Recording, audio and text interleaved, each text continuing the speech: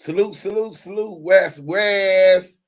Salute this Duke Sims, the Damu Kiwe conversation, the voice of the culture, one of the hottest podcasters on the internet with the most authenticity.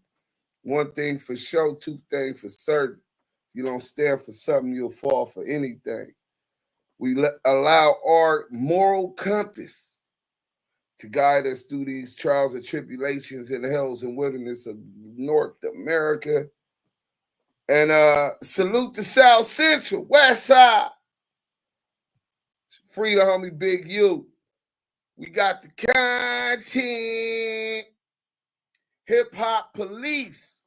Docu-Series Day 17. Hit that like button on your way in. Big U Rico Informant is exposed. WACK100 Extortion. Guns. Coarborates overt acts. Are we gonna break it down, man? You know you done fucked up, right? Now you know you done fucked up, right? And I shouldn't be cursing this early, but that's okay. Hit that like button. Let's salute to everybody on Clubhouse. They coming in slow, but I'm gonna call y'all back. We stay active in our chucks over here, so make sure when you come in, you hit them likes. Stay active in the chat and subscribe if you haven't already. Big Florence, bring it on, Deuce. Salute, fool. Chill Spot, Val TV Network. Val TV Network Entertainment #1, Active Chucks. Shout out from Las Vegas, Nevada. See, y'all don't even know. Val TV Network, that's the real plug. I'm putting y'all up on game. Y'all niggas is acting like, you know what I'm saying? Y'all don't know. I'm being plugged. You know what I'm saying? Shout out to Valerie McConnell. Welcome to the Damu and Kiwe Conversations. Hit that like button and share with your friend. Hashtag we got the content. You know what I'm saying? So, what's up, baby? Watch Baby for Life. What up, Duke Sims, Yael, Tycoon? Speaking of Yael, the Kiwe pop star has just entered the building on Clubhouse. The Kiwe pop star, everybody. What? Hear ye. The pop star has the right. We already live, brother. On my way, brother. On my way. All right. So, watch Baby for Life. What up, Slimeball TV? What's up with your looking ass, brother? Jive, Techie Mother, beautiful black lady. Salute to Deuce and Yael in the chat. Hey, salute to you, beautiful black lady. We could definitely appreciate a sister with you, Melody. You understand what I'm saying? The Kiwe pop star, everybody. The Kiwe pop star. Blessings, and more blessings upon arrival. Wait, I thought I messed up or something. You want me to try it again? Go ahead, sir. Whatever you need to do, go ahead, Deuce. Whatever it is you have to do, sir.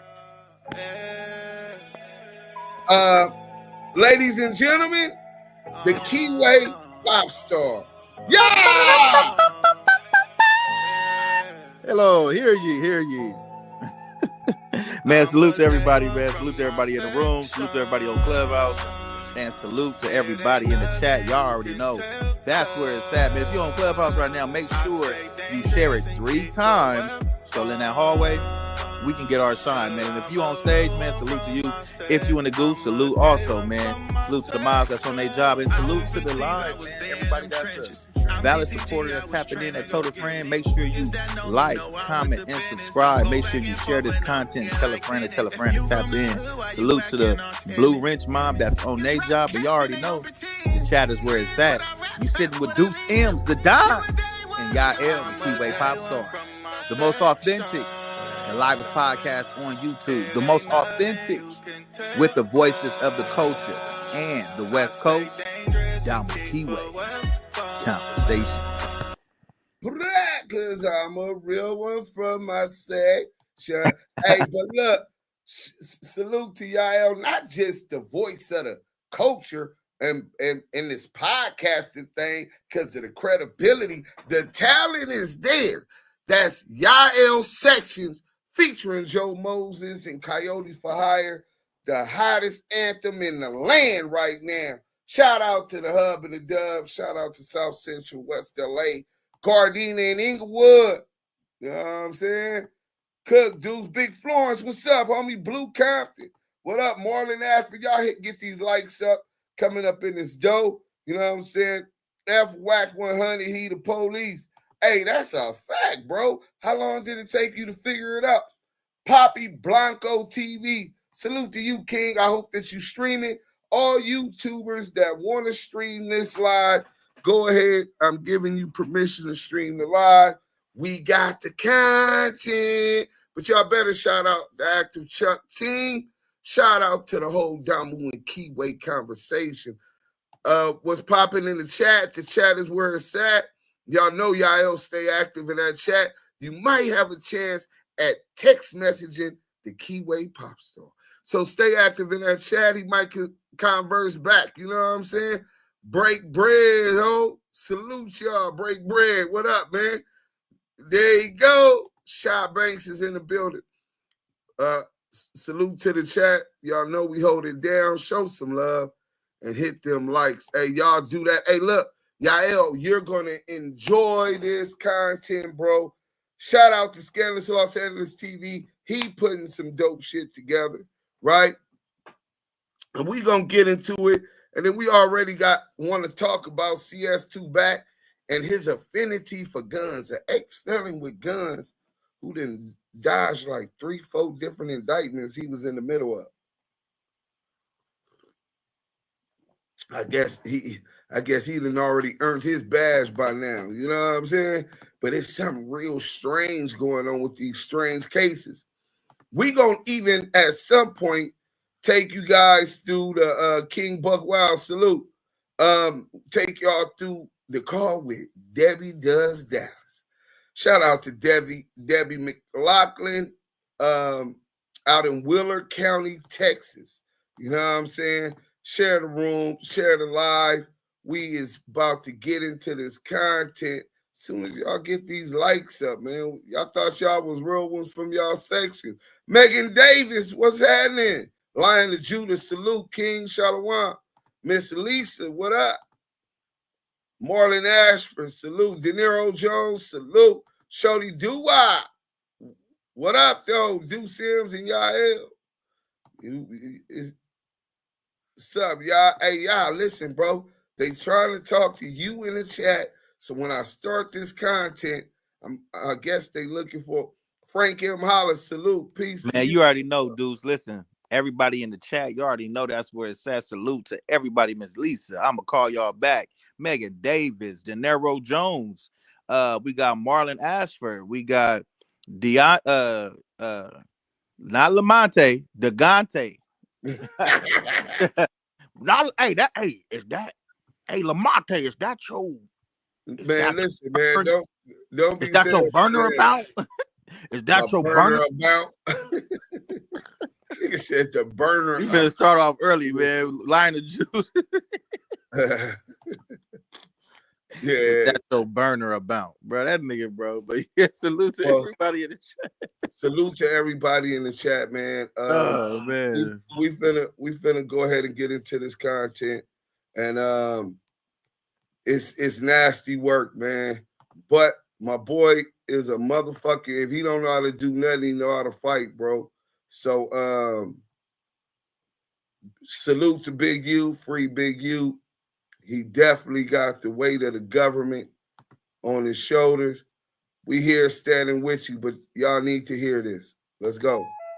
Rap News Street Politics, the best hood channel on YouTube.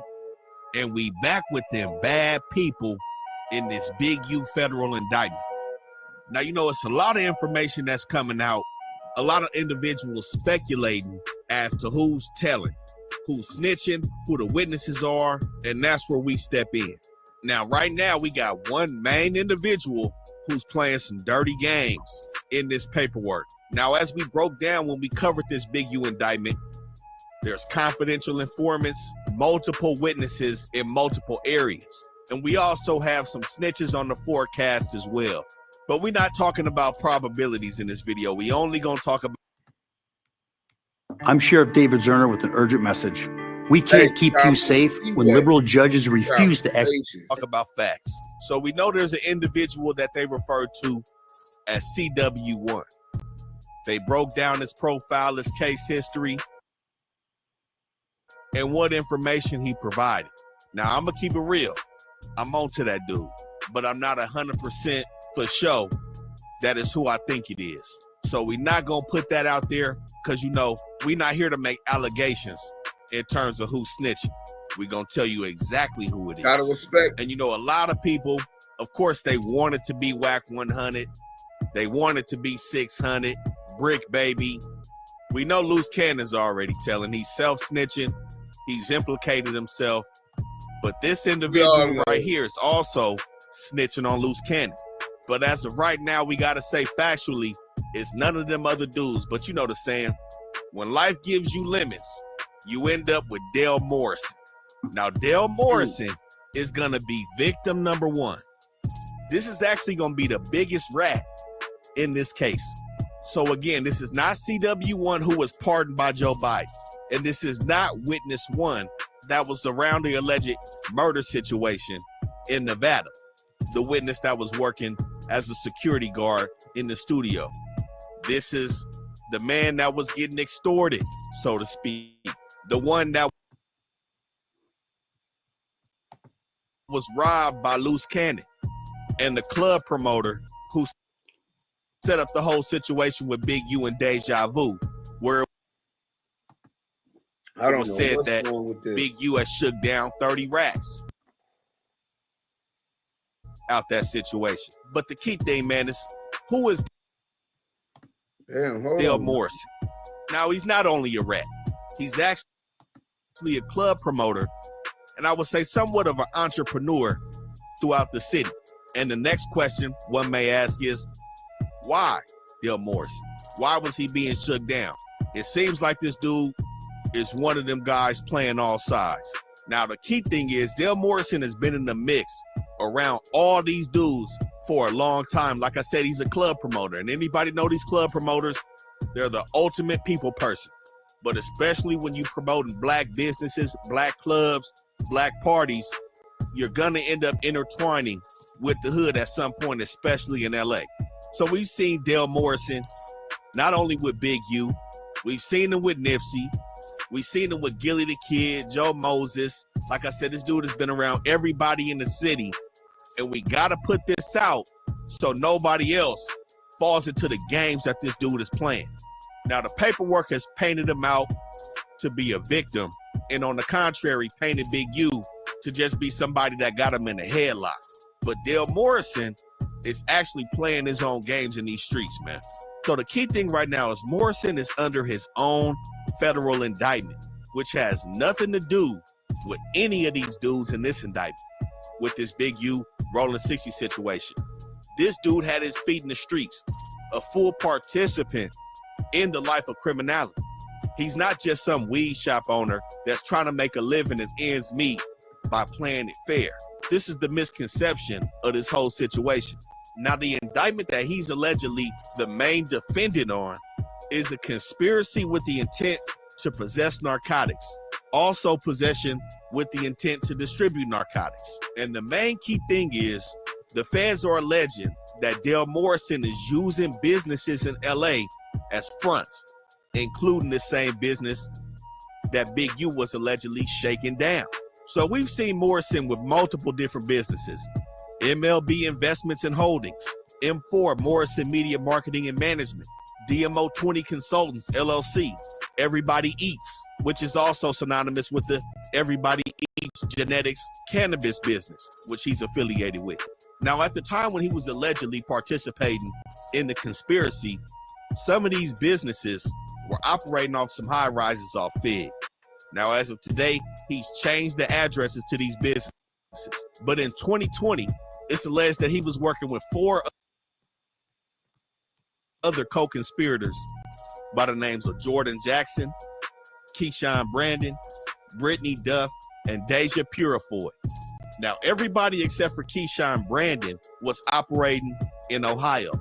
Keyshawn Brandon, aka Keys, is said to be Morrison's bodyguard, or security, so to speak, that protects his criminal endeavors. And it said that on July 25th, 2020, Keys was chaperoning around 7,000 grams of meth, approximately 2,000 grams of powder, and around 5,300 grams of weed from LA to Ohio, which is when they got pulled over. And somehow, some way, it comes out that this shipment came from Del Morrison. Now, mind you, this is July 2020. Wait.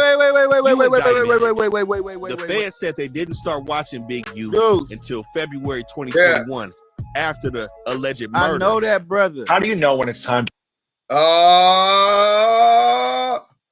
Go ahead. Oh my gosh, bro. Oh my gosh, bro. Yeah, that's how it be, my nigga. You Nah. don't even know. You've been exposed to a confidential. Well, he ain't even a confidential. He's a testifying witness who wore wire on Big U. Listen to this shit. He was a promoter that moving methamphetamines, weed, and powder to Ohio, out the city. They saying that they're accusing that Big U was shaking this nigga down. You see Big U behind everybody over here. Nasty work. Let's go. But again, they was already watching the 6-0s in 2020.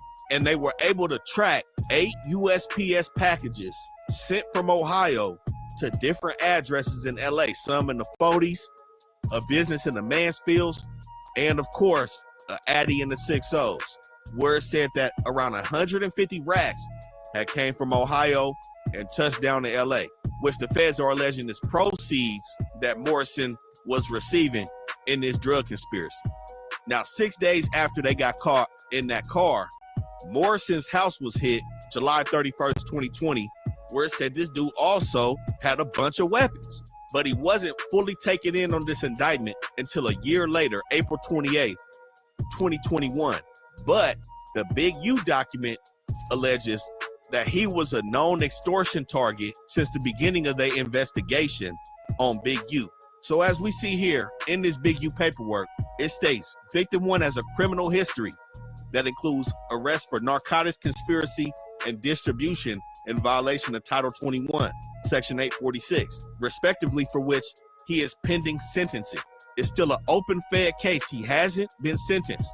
Why? Because he's using his telling on Big U in this indictment, in which it says that victim 1 will likely receive cooperation credit based on this case in his unrelated pending drug case from the United States Attorney's Office in the Southern District of Ohio. So this information right here is why there's no need for guessing. There's no need for allegations. There's a lot of blunt that's coming out. Is this dude snitching? Is he snitching? You know, people grasping at straws just for the content. The paperwork is telling us who these people are.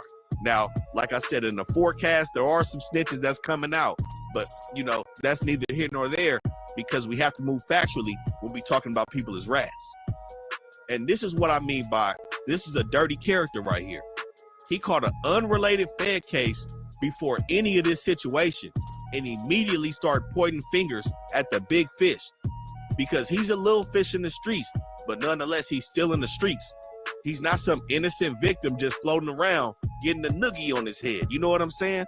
And then with that situation that they had at Deja Vu on Big U Party in 2021, he complained and snitched about Big U pressing him and the other promoter for 30 racks. But then he turns around the next year and still promotes his next party in 2022 at Cheetahs.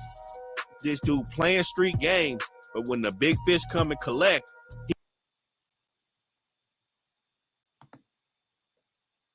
he want to point the finger now.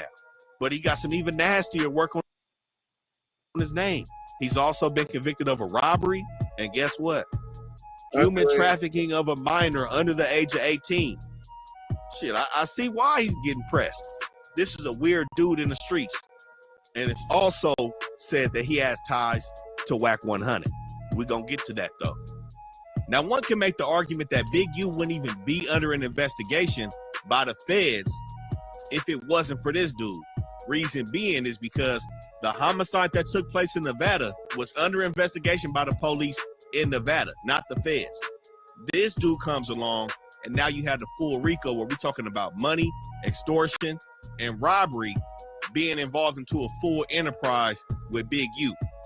Now, along with CW1, Morrison also told the feds about the Adrian Broner situation. He had a recording on Big U when he sat down with him April 14th and April 15th of 2022. He was mic'd up when Big U was talking about the Adrian Broner situation. Now, like I said, this nigga, Big U helped, allegedly, then helped NBA player who was worked out of $1.5 million, an NBA All-Star. Because this nigga got, Adrian Broner got loaded dice. Big U helped him get it back. This nigga wearing a wire on Big U said that. Big U could have been lying. But he said that, Big U, well, they finna tell you anyway. I'll let them tell you.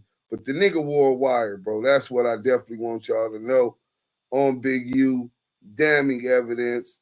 But we got to put it in context when trials start. Let's go. is the same person. Ever wondered what your home looks like from space? Enter your address and get a 360-degree satellite view. That Loose Cannon admitted to robbing. This is one of the main reasons why Loose Cannon is sitting down. Not only did Loose Cannon talk on the podcast, but what sealed his fate was the dude he robbed was working as an informant. So like I said, all he had to do was corroborate the story that Loose Cannon told as being factual. And of course, with him being the victim, it was extremely easy for Loose Cannon to get snatched up. Now, like I said, he was around all these dudes before this investigation popped off, and he was around all the way up to when they got hit. But in the Big U video, we also spoke about a time when the Nevada police had went to Big U's house to pay him a visit in regards to the murder that took place out there. We see Dale Morrison on the wiretap with them later on that night, giving extortion payments to Vay. And he also dug into multiple details to the feds about how Big U tried to get him to line up other weed dealers and other businesses in the city. But the key thing, this dude was making 25% off of the tape. So I'm not going to sit here and act like this dude was just living the worst life possible. He got tired of being punked, and his run-in with the feds in the situation in Ohio has led to him becoming spooked. And he's using that to get from up under Big U's thumb. Like I said, we seen this dude with all the rappers, promoting all the parties. We seen him promoting Filthy Rich, everybody. This is not somebody you want to be around. I'm going to keep it real. You never know who else he going to throw up under the bus to lighten up that federal indictment that he got looming over his head. And it's one thing called a sentence memorandum. That memorandum right there breaks down everything in regards to your sentencing. You meet with the judge and they go over everything. All the people that's there for you in the courtroom, all the letters from your employers, your family, all the mitigating factors that you're using to try to get the judge not to send your ass all the way up the river. And like I said, at that point, that's when these cooperation credits are going to take effect, and it's going to drop his points down and lessen the blow of that offense. That document is still sealed, and he's not sentenced yet.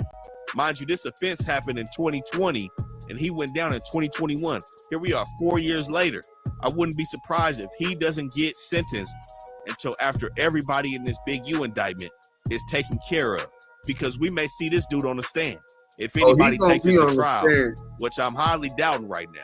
But like I said before, this dude participated in countless wiretaps. It seemed like Vay and Big U stayed on this dude on the phone, and all he was doing was leading these guys over to Title III. But like I said, he went down in April 2021. 8 months after this, this is the man that was making those controlled extortion payments. The FBI gave him thousands of dollars, split up over multiple occasions, slid it right to him so he can go meet with Big U or Vay and document those extortion payments. Like I said, this dude wasted no time The nigga was, the feds was good. Hey, wait a minute, is that the Dick Trapper? But nah, that ain't him. Hey, he kind of looked like the Dick Trapper on the right. But nah, this dude was wearing a wire, making controlled payments to Big U to what they are claiming are extortion payments, right? So obviously this is what the rat is telling them. And also this is the dude with the weed dispensary that's allegedly was robbed. They're accusing that Loose Coochie Cannon, Loose the liability, was on this, incriminated himself on No Jumper, right? And academics, hip hop police. I keep telling y'all about these platforms working with the laws. But anyway, this is nasty work. Let's finish this. We only got 2 more minutes.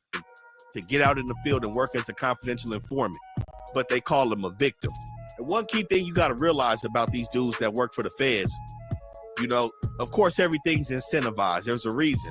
They got something hanging over your head, but you also have to enter some sort of a contractual agreement with these people. And of course, nobody wants their information out there. Nobody wants the feds to say that they working for them. But the key thing is, in that contract that you sign with these folks, they let you know that they can't promise and ensure you that your information will be kept solid. Because at some point, if somebody goes to trial, you may be called as a witness. But like we see here, they basically told us who he was. Again, this is why there should be no speculation in putting out. Are you looking to start your own business? Well, look no further than busy.com. Right now, we'll complete your LLC filing. False content until the information drops. But what we meant by this dude playing all sides, you know, as a club promoter, he's mixed in with everybody. Wack is in the entertainment business. He got to get his artists in these clubs and make this chilly. But on June 5th, 2022, on the wiretap, Big U was telling this dude, stop doing business with WACK100 because he's a rat. And a month after that, Big U broke down the situation to Dale Morrison that he had with WACK100. Now, I believe Wack was talking. Now, that's a very key point before we finish this, right? Wack one up there, they have a wiretap where he's telling this nigga, hey, stop fucking with this nigga Wack. He a rat, which is evidence that this nigga been fucking with Wack. Where do y'all think he was getting all the information about a Rico coming in investigation? He's been working with this nigga to knock Big U down. Damn. Cold game. Him and Marley Marl. One more, too. But when that comes, we'll expose that. Let's get back to this real quick. And what what you call it at? I gotta stop the oh, there it go. Talking about this, you know, he's kind of hard to listen to. I'm gonna keep it real, man. But the account of the incident that was on wiretap, the account that the feds have, and the account that Dale Morrison has, is that Big U and some 6-0s chased down Wack, and Wack took off screaming, saying, "My wife draws. I see you, Eugene. I see you, Eugene. I see you." He said he was screaming, and he said he had a blower. But he said Wack pleaded and said, "Don't do this. My wife, my kids in the car." He said, draws, don't do this. This is the account told by Big U to Dale Morrison. So we see why Wack is on this campaign, man. These two is for show beefing. Now, the comment where he said WACK100 is a snitch, like I said, of course, we all would like him to be, especially at this juncture. But I have no paperwork on it, so I can't say. But nonetheless, Mr. Dale Morrison is for show them bad peoples, man. And CW1, he's going to be coming soon too, man. You got to call a spade. It just is what it is. Especially when these dudes is hanging around other artists, mingling with the streets, one foot in, one foot out type shit, doing shit for their advantage. It's all fair game at this point. Rap News Street Politics, the best hood channel on YouTube. Y'all make sure y'all like, comment, subscribe, man. We out. Hey, yo. Salute goes out to rap news and hood politics and street politics. You know what I'm saying? They definitely did their thing on that. That's the rat.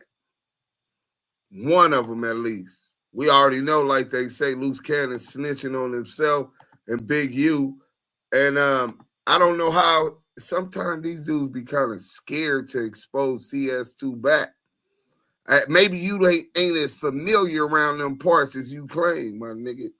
The paperwork on that's been available, whether it was the Wheeler, Texas case, which we'll be getting into. Hit that like button, show a little bit of support and respect. The CS2 back case, we already went over that last night. This is day 17 of the Hip-Hop Police Docu-Series. And we're starting off with the Big U Rico informant exposed. WACK100 extortion, guns, Coarborates, overt facts.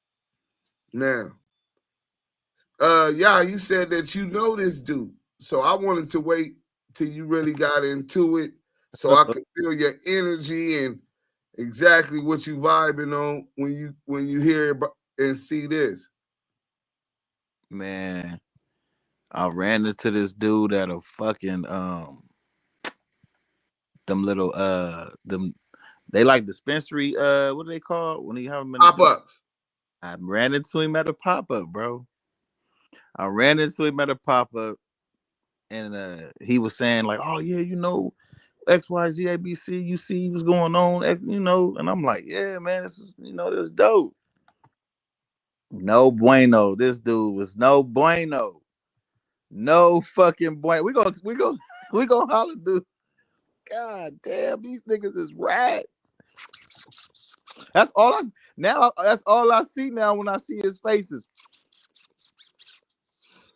T-Money Live say, hey man, T-Money Live then got up off his knees, y'all. He been over here supporting. He didn't. He only coming over here because he want clout, bro. He ain't. You got to prove yourself, whoever you are, because we don't know you. Right. What Joe say? We don't know him. We don't know you. The Golden Knee Pad Awards. You in runner-up position. Runner-up position, T. But yeah, dude, I met that dude. They said they hope you wasn't talking around that nigga, bro. Oh no, no, sir, okay. No Thurskies. Okay. About me, that was not even. I needed not to do that. That was not even needed. Well, I'm glad to hear that, man. I'm waiting on this other video from Scaleless, but in the meantime, in between time, one of my partners, well, he's not my partner. I barely met the kid, but he's a YouTuber, got a pretty solid following. I work with him as far as consultations. He did this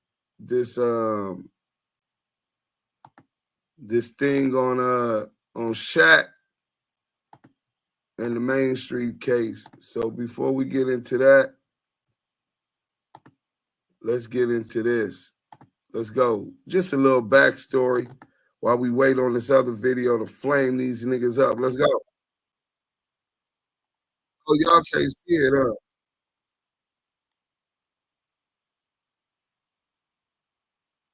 In the territory of the Main Street Mafia Crips. There, he was beaten, robbed, and demanded to return.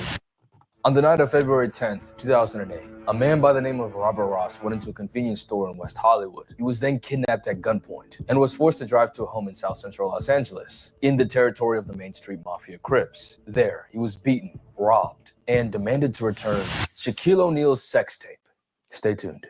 Let's turn back the clock. The year is 1992, and Shaquille O'Neal roared his way from LSU all the way to the NBA, where he became synonymous with both power and finesse. Quickly, he became one of the league's most dominant players, and one of the US's most popular celebrities. As a literal larger-than-life figure, Shaq also dominated off the court, starring in movies, Pepsi commercials, gracing video game and magazine covers, making wrestling appearances, and topping the charts with one of his most dear passions, rapping, spitting on a mic. Along names such as the Notorious B.I.G., Nas, and Jay-Z, the big Aristotle showed his chops on the mic, even featuring on a Michael Jackson single. Yeah, seriously.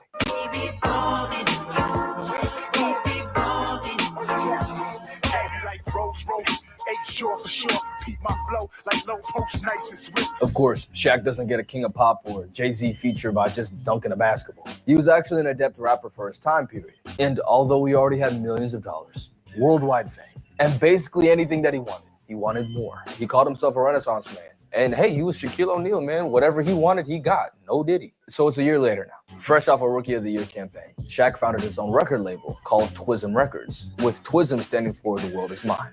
Fitting. While being one of the league's best players from out the gate. Is it true that you're the only rookie that was ever named Player of the Week in the first week? Yes, it is. I had a pretty good week. He was also recording with some of the hottest artists in the 90s, the first of which being a rap group called Fu-Schnickens, one of Shaq's childhood idols. The record was a song they'd already recorded, called What's Up, Doc? Can We Rock? They added Shaq last minute as a feature, and the song blew up. Coming out in the summer of 1993, it was a top 40 Billboard hit. To compare, Tweaker by Jello Ball is a top 30 Billboard hit, and look where it got him. So yeah, Shaq was hot stuff. It was actually fire, for the time at least. What's up, Doc? I'm the Hooper, Viper, protected by Viper. When I'm out the hooping, yo, you better decipher. That single showed that Shaq could hold his own in the booth, and many more records followed. What's Up, Doc became the lead single of Shaq's first project, called Shaq Diesel, which went platinum, selling over 1 million copies. Buoyed by this massive success, Jive Records, the label that put Fu-Schnickens and Shaq together in the first place, offered him a 3-album, $10 million deal. Agent called and he said, bro, you're not gonna believe this. And I said, what? He said, they offer you a $10 million 3-album deal. And I was like, I gotta take it. The next album he dropped was called Shaq Food, The Return, where the first song was No Hook, featuring RZA and Method Man. The Shaq attack has risen. Roll call 3 p.m. This is Twism. Always and forever. The album went gold, selling about 500,000 copies. After this, Shaq left Jive Records and partnered with Interstate, where in 1996 he dropped the best album from any athlete ever, You Can't Stop the Rain, featuring the Notorious B.I.G., Jay-Z, Nas, and Rakim. For my younger audience, that's like Jello dropping a project with Drake, NBA Youngboy, Lil Uzi, and damn, Cardi. Shaq was stamped in the music game. Just a few months prior, Shaq made the bombshell announcement that he'd be signing a 7-year, $121 million deal with the Los Angeles Lakers. From there, he became the legend that we all know. On the music side, he commemorated his move with the track Straight playing.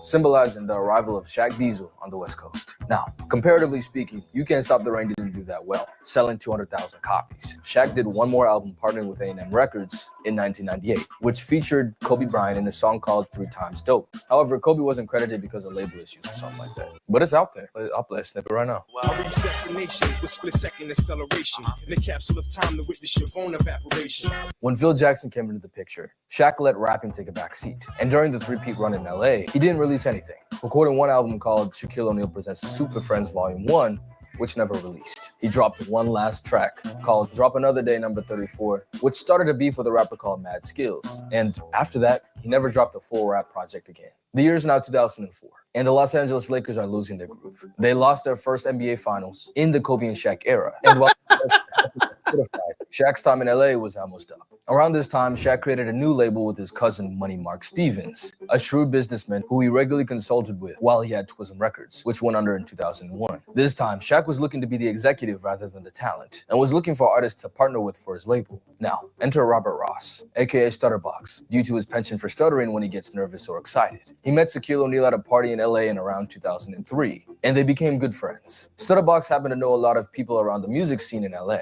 Shaq's new label, looking for new artists, commissioned Stutterbox to go and find new people for him, and he followed through, plus interest it seems. Enough to where Shaq shouted him out in a 2006 remix of his song with a Notorious B.I.G. That's not all he shouted out though. In fact, he had a lot of guys in a set to rap. Man, Money Marcus Bullet, Cousin Kenny is my cat, man. Dog and Box got my back, man. K-Slade, Corey Guns, Main Street, Lil Shaq, man. So who are these guys? And what's Main Street? Well, see, Robert Ross was affiliated with the Main Street Mafia Crips of South Central LA. This is where stuff gets sticky. While I've lived in South Central LA before, I have not had a singular gang interaction. Like the closest I got, I went to a basketball court alone on the weekend, broad daylight. It's the middle of the day on a weekend and there's no kids and no one around. I'm wondering what's going on. I see some gang tags, I put it together and I get up out of there. I turn on the jets. I am not about that life. So I brought in someone who is. Lamonte Deuce M. Sims is an OG coming from the Fruitown Brims, a set of the Bloods in West South Central. He's worked with guys like YG and Ty Dolla $ign before, and featured on the viral Brim anthem, Hit Your Brimmin'. He's also the owner of the media outlet Active Chucks, where he's interviewed major LA players like Suge Knight, as well as our main men Robert Ross and Money Mark Stevens. Stutterbox is the nexus to this whole investigation. In late 2007, Ross formed a relationship with his neighbor Ray J and was able to bring him onto Shaq and Mark Stevens' label with the help of Death Row affiliate Cash Jones, aka WACK100. That'll be important later. During the initial negotiations, Robert Ross and Mark Stevens agreed that Ross would make a percentage of royalties based off of whatever music that Ray J and the label put out together. But when they met in New York a few weeks later to finalize the deal, Mark Stevens balked. He gave Ross a $20,000 finder's fee and refused to pay him any royalties. Now, mind you, Robert Ross is a real fancy, flashy dude. He's driving around Los Angeles at this point in Rolls Royces and Phantoms. He's really heavily and wealthy man. I think he had did a fraud, allegedly, and acquired about $7-8 million in a fraud scam that he had going on. So he's a street millionaire. So naturally, Stutterbox wasn't going for it. And neither was Ray J, actually. He refused to sign the deal until Stutterbox got his pay. But the facilitator in New York, Kosh Records, were going to nix the deal if he didn't sign soon. So Stutterbox tells Ray J sign the deal, and I get my money out of these guys, how I get my money out of them. The project ended up being a commercial success, topping the charts of Billboard Hip Hop and R&B. The main single was Sexy Can I, which actually had Shaq in the background of the music video. Is it true that Shaq invested in your music career? Yeah, he gave us, I think, 1.5 million for Sexy Can I. Wow. Money Mark, WACK100, we had another partner, and then Shaq. And we recouped the number back for Shaq in, I don't know, 5 months, 6 months. And everything else has been profitable since. All the while, Stutterbox was still trying to get his money back. After weeks of constantly requesting money from Mark and Shaq, there was no budging from either guy. So Robert Ross and Cash Jones come up with a conspiracy to blackmail and extort Shaquille O'Neal and Mark Stevens for the money that Robert Ross felt he was owed for putting together the Ray J deal. Now hold on, I know that sounds crazy, but hear it out. So Shaq and Stutterbox are good friends at this point, right? Stutterbox even introduced him to other members of the Main Street Crips, including the leader Liddell Rawls, aka Del Dog, remember that, and Kevin Haran, who went by the name of Lil Shaq. Sound familiar? Dog and Box got my back, man. Main Street, Lil Shaq, man. So not only does Shaq rep the Main Street set, but the other people that he mentioned are literally his family. Mark and Kenny, cousin Kenny is my cat, man, are his blood relatives, first cousins. And Corey Guns is his godson. But who gets the screen time? Not Kenny or Corey, but Stutterbox. But him and Shaq was tight, and Shaquille O'Neal, prior to the deal, hung out with him, partied with him, even went to his house where Robert Ross leaves. Shaquille O'Neal had invited his female friend there, had sex with her there, and it was security cam footage when Robert Ross came home where he sees, oh man, he boom, boom, brought on my accounts, you know what I'm saying?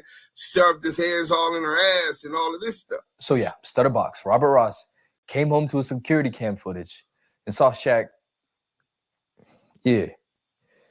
So anyway, that's leverage. This happened around July 2007, before Shaquille divorced his wife, Shawnee. That's infidelity from a global superstar in the 2000s. TMZ would literally be slobbering. TMZ was going to slobber all over that. So through Cash Jones, WACK100, Ross claimed to have recorded and saved the footage and insinuated that he could sell it to TMZ and make a lot of money. Additionally, get this. Now, Robert Ross, another story plot twist, seeing that Shaquille O'Neal and Shawnee O'Neal were having a rocky relationship. As the story goes, he allegedly played into be a counselor, and it is rumored began to have sex with Shawnee O'Neal. I don't know if that's true or not. Like I said, Robert Ross lies about a lot, but it's been consistent. Even a lot of the police officers in their reports were citing that this allegation might have possibly been true. Shaquille O'Neal hired a private investigator to follow his ex-wife. She follows his ex-wife and brings back footage of Robert Ross and Shawnee O'Neal having brunch together out in, they met halfway and met in Texas or somewhere down south back east. During this time, apparently Robert Ross told Shawnee O'Neal about the sex tape and even offered to sell it to her. She also said she didn't believe there was a sex tape because he was a liar and he never slept with her. So anyways, regardless of all of what happened previously, I think we can all agree here that Robert Ross is moving hella shiesty. I mean, he did say he's gonna get it back his way. I mean, he's a street millionaire. What do you expect? But here's where he messed up. He messed with Shaq Diesel. And no, guys, one thing Shaq didn't play about back then was leaks. During Kobe Bryant's deposition in his 2004 Colorado case, he name-dropped Shaq to the people who were interviewing him, claiming that Shaq would not pay his woman to say anything, and that he's already paid up to $1 million for stuff like this. Now, listen, I'm not gonna choose a side for you guys, but the alleged victim, 3 days before she charged Kobe, bragged about being with him to 5 people. She'd apparently tried to get with Eminem, and her friend described her as having a celebrity addiction. At least from Kobe's point of view, this was just infidelity. And when Shaq did it, he married Shawnee in 2002, he made sure to cover his tracks. Now here goes one of his business partners, who, by the way, had a track of criminal activity, and Shaq was claiming to want to reform him, but he'd also been dropping Shaq's name to police officers. So this is the guy who's trying to throw all of that now down the drain. Shaq wasn't going. Enter Del Dog, the leader of the Main Street Mafia Crips, and one of the most famous men of South Central LA. You had to hear about Del Dog. He was like God. Christened the Street Apostle, Del Dog was the founder of 4 Life Records and the 4 Life Mafia car club, the latter of which became the predecessor for an entire car subculture in Japan. He was also tight with Steve Harvey and Ice Cube, both of whom starred in a documentary funded by Shaquille O'Neal. Seen as nearly a biblical figure in his hood, he organized toy and food drives every Thanksgiving, Christmas, and summer, with Shaq even pulling up sometimes. Additionally, he was a devout follower of Christ in his later years, of which he did his best to spread the good word around his hood. Like one of his members said, "We was cripping for the street, now we cripping for Christ." But like every person in power, there are 2 sides to the coin. He's like a legend in Los Angeles. Some people even call him the king of Los Angeles. If you listen to most people, he was like a ghetto Robin Hood, right? Necessary evils. Necessary evils. Lord, I cannot kill all these niggas hating on me, man. That's what I said to God. I said, I cannot kill all these niggas that's hate, man. 2 weeks later, Robert Ross, Stutterbox, was at the Pink Dot in West Hollywood when he encountered some of his old partners from the Main Street Crips. They blocked his car from leaving and told him that Dog wanted to see him. They forced him at gunpoint to drive his Rolls Royce back to South Central LA, where they dropped him off in front of a member's house, where Liddell Rawls, Del Dog, was waiting. Per Ross's account, Dog and some other guys started jumping him, pistol whipping and all of this stuff for about an hour. They then took him to a studio in the back of the house, where they beat him some more, took his diamond necklace, his diamond earrings, Rolex watch, and $15,000 in cash. While saying, Mark and Shaq know who the real boss is now. Del Dog then demanded the tape and $100,000, to which Stutterbox replied, his mom and sister needed to see him soon or else they would get suspicious. But he'd be able to get $60K and the tape in just a few hours. Del Dog then handed him his keys for his house and his car and let him out. Now, this is where our story gets even juicier. Robert Ross, up to this point, had been working with the police. He was working with Detective Darren Dupree and Greg Caden, which was a joint task force. They were both LAPD officers, primarily focused on the Tupac and Biggie murder investigation. Whoa, hold on, huh? Wait, why? Why? Well, Robert Ross Stutterbox was also a suspect in the unaliving of Biggie Smalls, the notorious B.I.G., Christopher Wallace. Well, they had informants saying that the police did it, and the hitman name was Amir Muhammad. Well, Stutterbox went by the alias. Robert Ross went by the alias. And to top it all off, the Main Street Crips are already under federal investigation. I'm talking about home invasions, drug dealings. The FBI, ATF, DEA already has federal wiretaps going on. Which is why this crime was able to be so fleshed out in the first place. They'd already had wiretaps placed on the Main Street Crips. Man.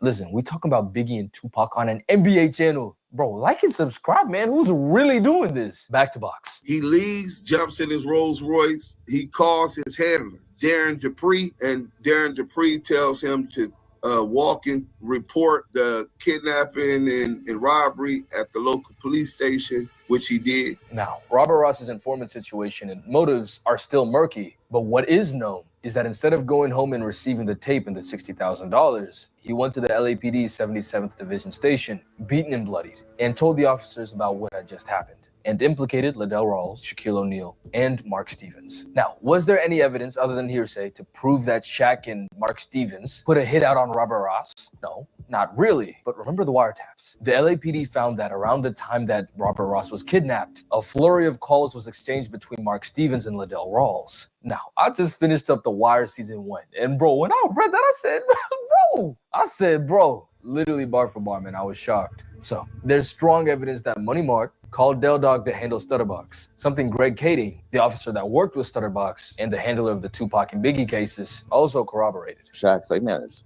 clown's trying to extort money from me, blah, blah, blah. He tells Mark. Well, Mark reaches out to Del Dog and says, man, you gotta square your guy away.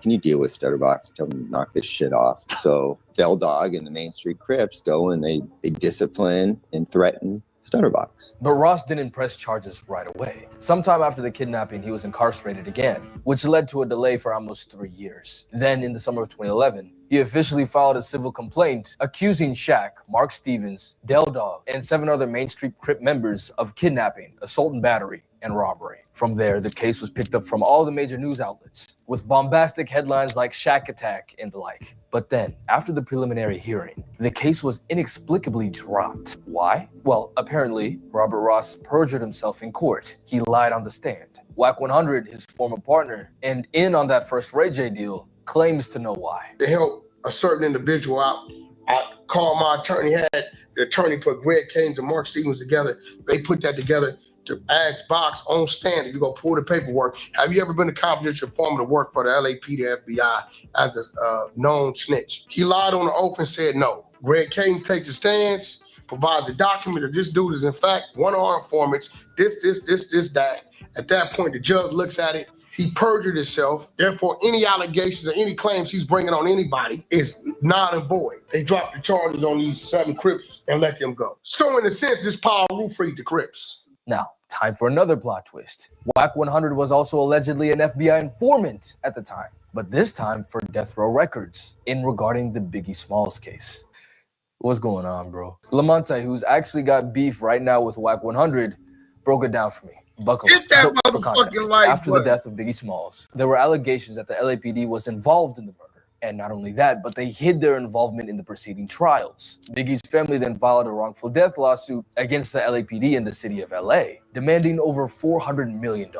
Detective Greg Kading, he helped federalize that Main Street case, but that wasn't his case. He's running the Biggie murder investigation and the Tupac Death Row Suge stuff. So that's his priority. There's a $400 million lawsuit against the LAPD and the city of Los Angeles, which would have bankrupt Greg Kading and Darren Dupree. The task force was created to bring up a different theory that didn't implicate any police officers in participating or assisting in the unaliving of Biggie Smalls, the notorious Big. That's his only focus, to bring up a theory so that they could get off this $400 million lawsuit. If Detective Coet would have spoke up on the stand, or Detective Fournier, they could have asked them about everybody who was on this investigation, including the informant. Informants being confidential source 2 back. Now, who is CS2 back? Well, according to Lamonte's findings, that is WACK100 Cash Jones, who's listed in the investigations while Del Dog was speaking with Mark Stevens. Through Mark Stevens, who is now Cash Jones's employer at Deja 34 Records thanks to the Ray J deal, he wanted to convey the information that Stutterbox had gone sour.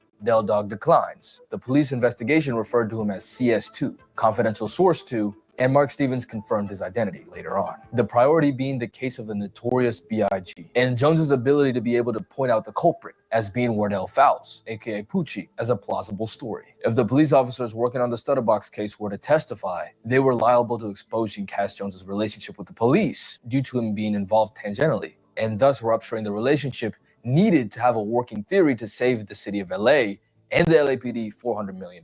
So they left their lower-ranking informant out to dry, and the case was dropped. But hey, that's just a theory, a gang theory.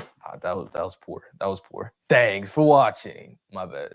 The LAPD, by the way, had already designated Ross as an undesirable informant due to having a personal vendetta against other gang members and allegedly bragging about paying cops. Stutterbox is a really interesting character. He may be one of the worst people that I've ever come across so far as how devious he is. So maybe that was the reason. Whatever the explanation was, the case was dismissed, the members were set free, and Shaq didn't even see the courtroom. Robert Ross, regardless if he had later legal troubles, lives now in a nice house and what seems to be a peaceful life from what I can make out. Liddell Rawls, aka Del Dog, was shot in 2015 after allegedly attempting to mediate a gang dispute. Mark Stevens, I think, is still living in Atlanta, still working with Shaq, not on music anymore. That kind of died out in 2013. And as it turned out, he actually became Stephen A's agent. And Shaq is now an overpaid hater on national television, far from the gangster life that he may have once dabbled in. Maybe he did, maybe he didn't. I don't know that Shaquille O'Neal was even aware that a kidnap and robbery was going there. I don't know that. You know what I'm saying? We'll probably never know, but damn. And if you see any other stories like this, hit me up on Twitter, man. I want to see some more. I want to cover some more. Like and subscribe if you haven't, because more heat is on the way. Thanks for watching. You can't stop the rain. Hey, yo, salute to my boy, man. He did the damn thing. That's the first time I saw it. So much to cover. So dope. That's my boy. Damn, hold on. Let me go back. It went to that. Kip Cammy 11. He got 44,000 subscribers. I hope each one of you guys that's in the chat right now go subscribe. 6 hours. He just over 1,000. Dope work, dope content, and was really able to take the story as I gave it to him and help me tell it. And I don't got a problem with him, and I'm going to promote him at any chance I can. But he was really good. Yeah. Somebody said we should have kept what's the dude name? Imam, the dumb smart nigga. You know what I'm saying? He put that video together nicely. Yeah. Visuals. He made it easy for people to understand what's in this fucked up head. You know what I'm saying? Hey, yo, hit that like button, share. We finna cut they ass down today, nigga. Let them know where they at, y'all. Damn, nigga. Y'all act like y'all don't know where y'all at. I've been around and I done went hard. The Sharky locals having meetings in his backyard. They don't know about this that I done been through. Facts. Just talking all that shit, but we don't know him. We don't know you. Real one in my section. Hey, but look, just when you thought, salute Due Sims and Yael, just when you thought that we was cooking, we is the forefront and voice of the YouTube streets. Hit that like button and show a little bit of respect, nigga, to even be in the presence of a real nigga, let alone a real niggas with a set of morals and principles that puts first our communities. Well, sometimes I'll be selfish.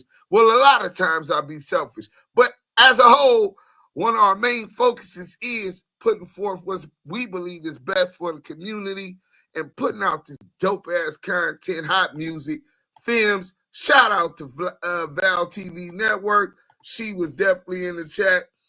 Damn, if you really F with the real and support Damu and Kiwe, hit the like button. It's 400 plus in this thing. Hey, listen, man. Let's get it to 500. We ain't happy with that, but I'll just hold it.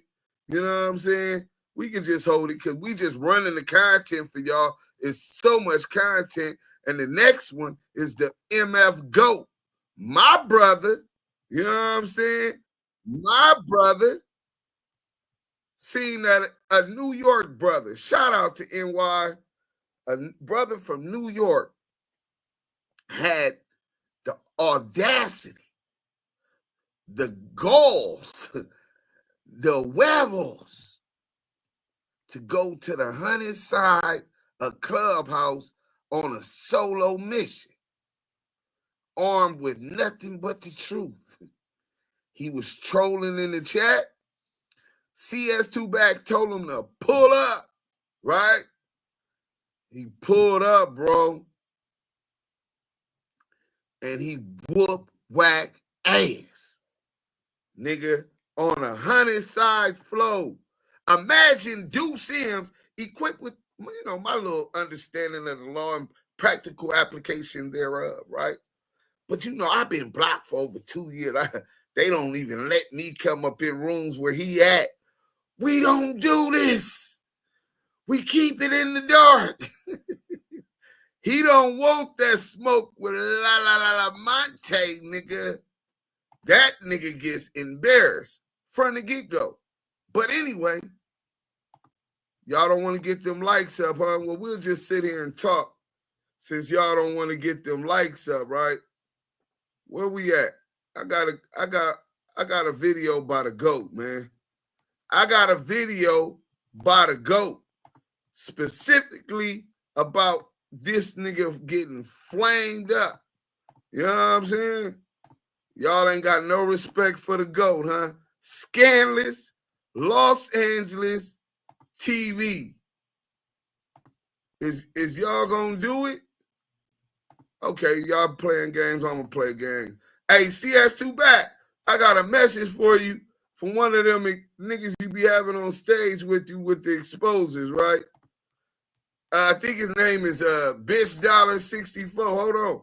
We got a message for you since they seeing all of this stuff. Listen, my nigga, the world could be so simple.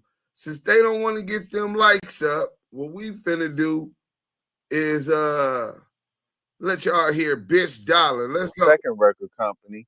And who was the first artist they signed in that record company was DJ K Slate. DJ K Slate, rest in peace. Wack has been reported.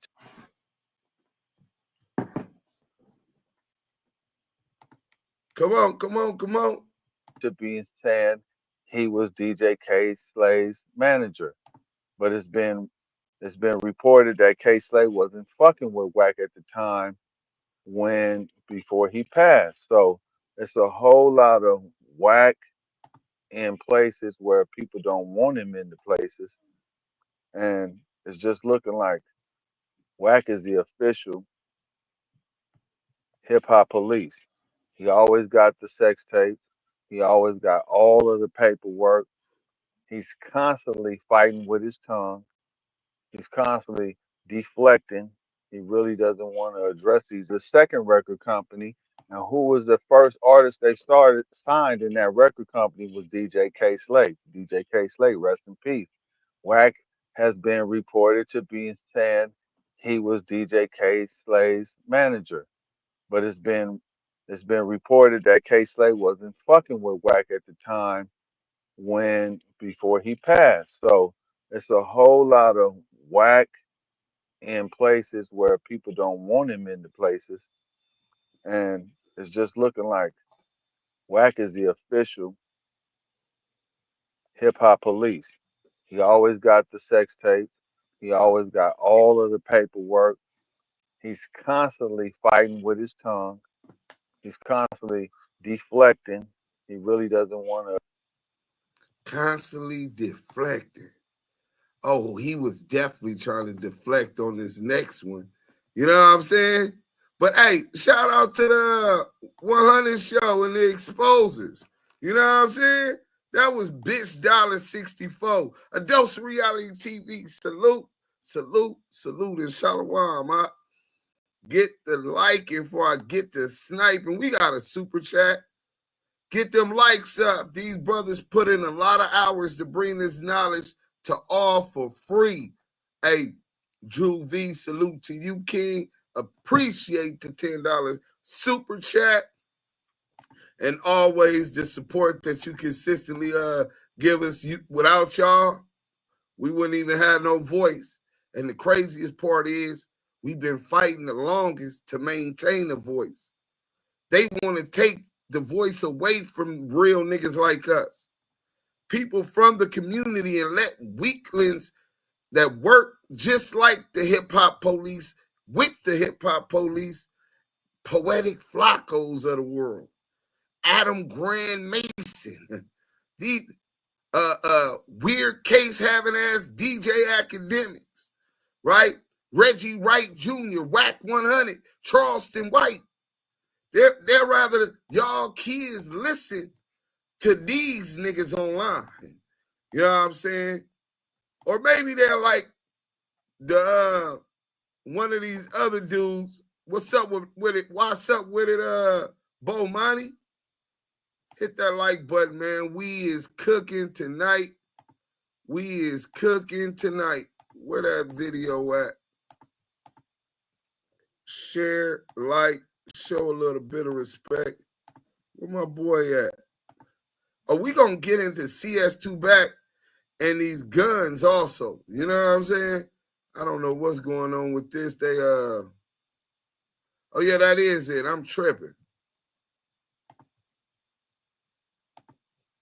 We gonna really get into all of these guns. CS2 back is very comfortable, you know what I'm saying, with guns. You know what I'm saying? Very, very comfortable with guns.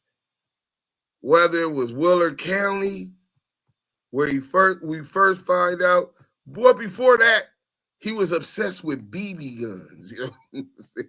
So he has this infatuation with firearms, you know, even at a young age, you know what I'm saying? Hey, salute to my brother Scandalous Los Angeles TV, world premiere, WACK100 exposed, forced to admit that he clarifies crimes. Nasty work. Salute to New York. I've been blocked. I ain't gonna lie. I definitely think Wack tipped off Big U, and they're like, they probably were surveilling him. And the reason why they didn't pick him up that day, he started moving very different. Because what Wack said, and they said, this nigga finna run. And if he's the main nigga in this and he runs, it ain't gonna be good. So they said, let's drop this shit now, because Wack keeps saying Wack is announcing 2 weeks from now. Oh, it's very out of the ordinary for there to be an oncoming Rico and for so much of it to already be being discussed on social media and on podcasts. Who was doing that? When does that happen? You and 600. Welcome back to Scandalous Los Angeles TV, where we expose the exposers. WACK100's cover has been completely blown.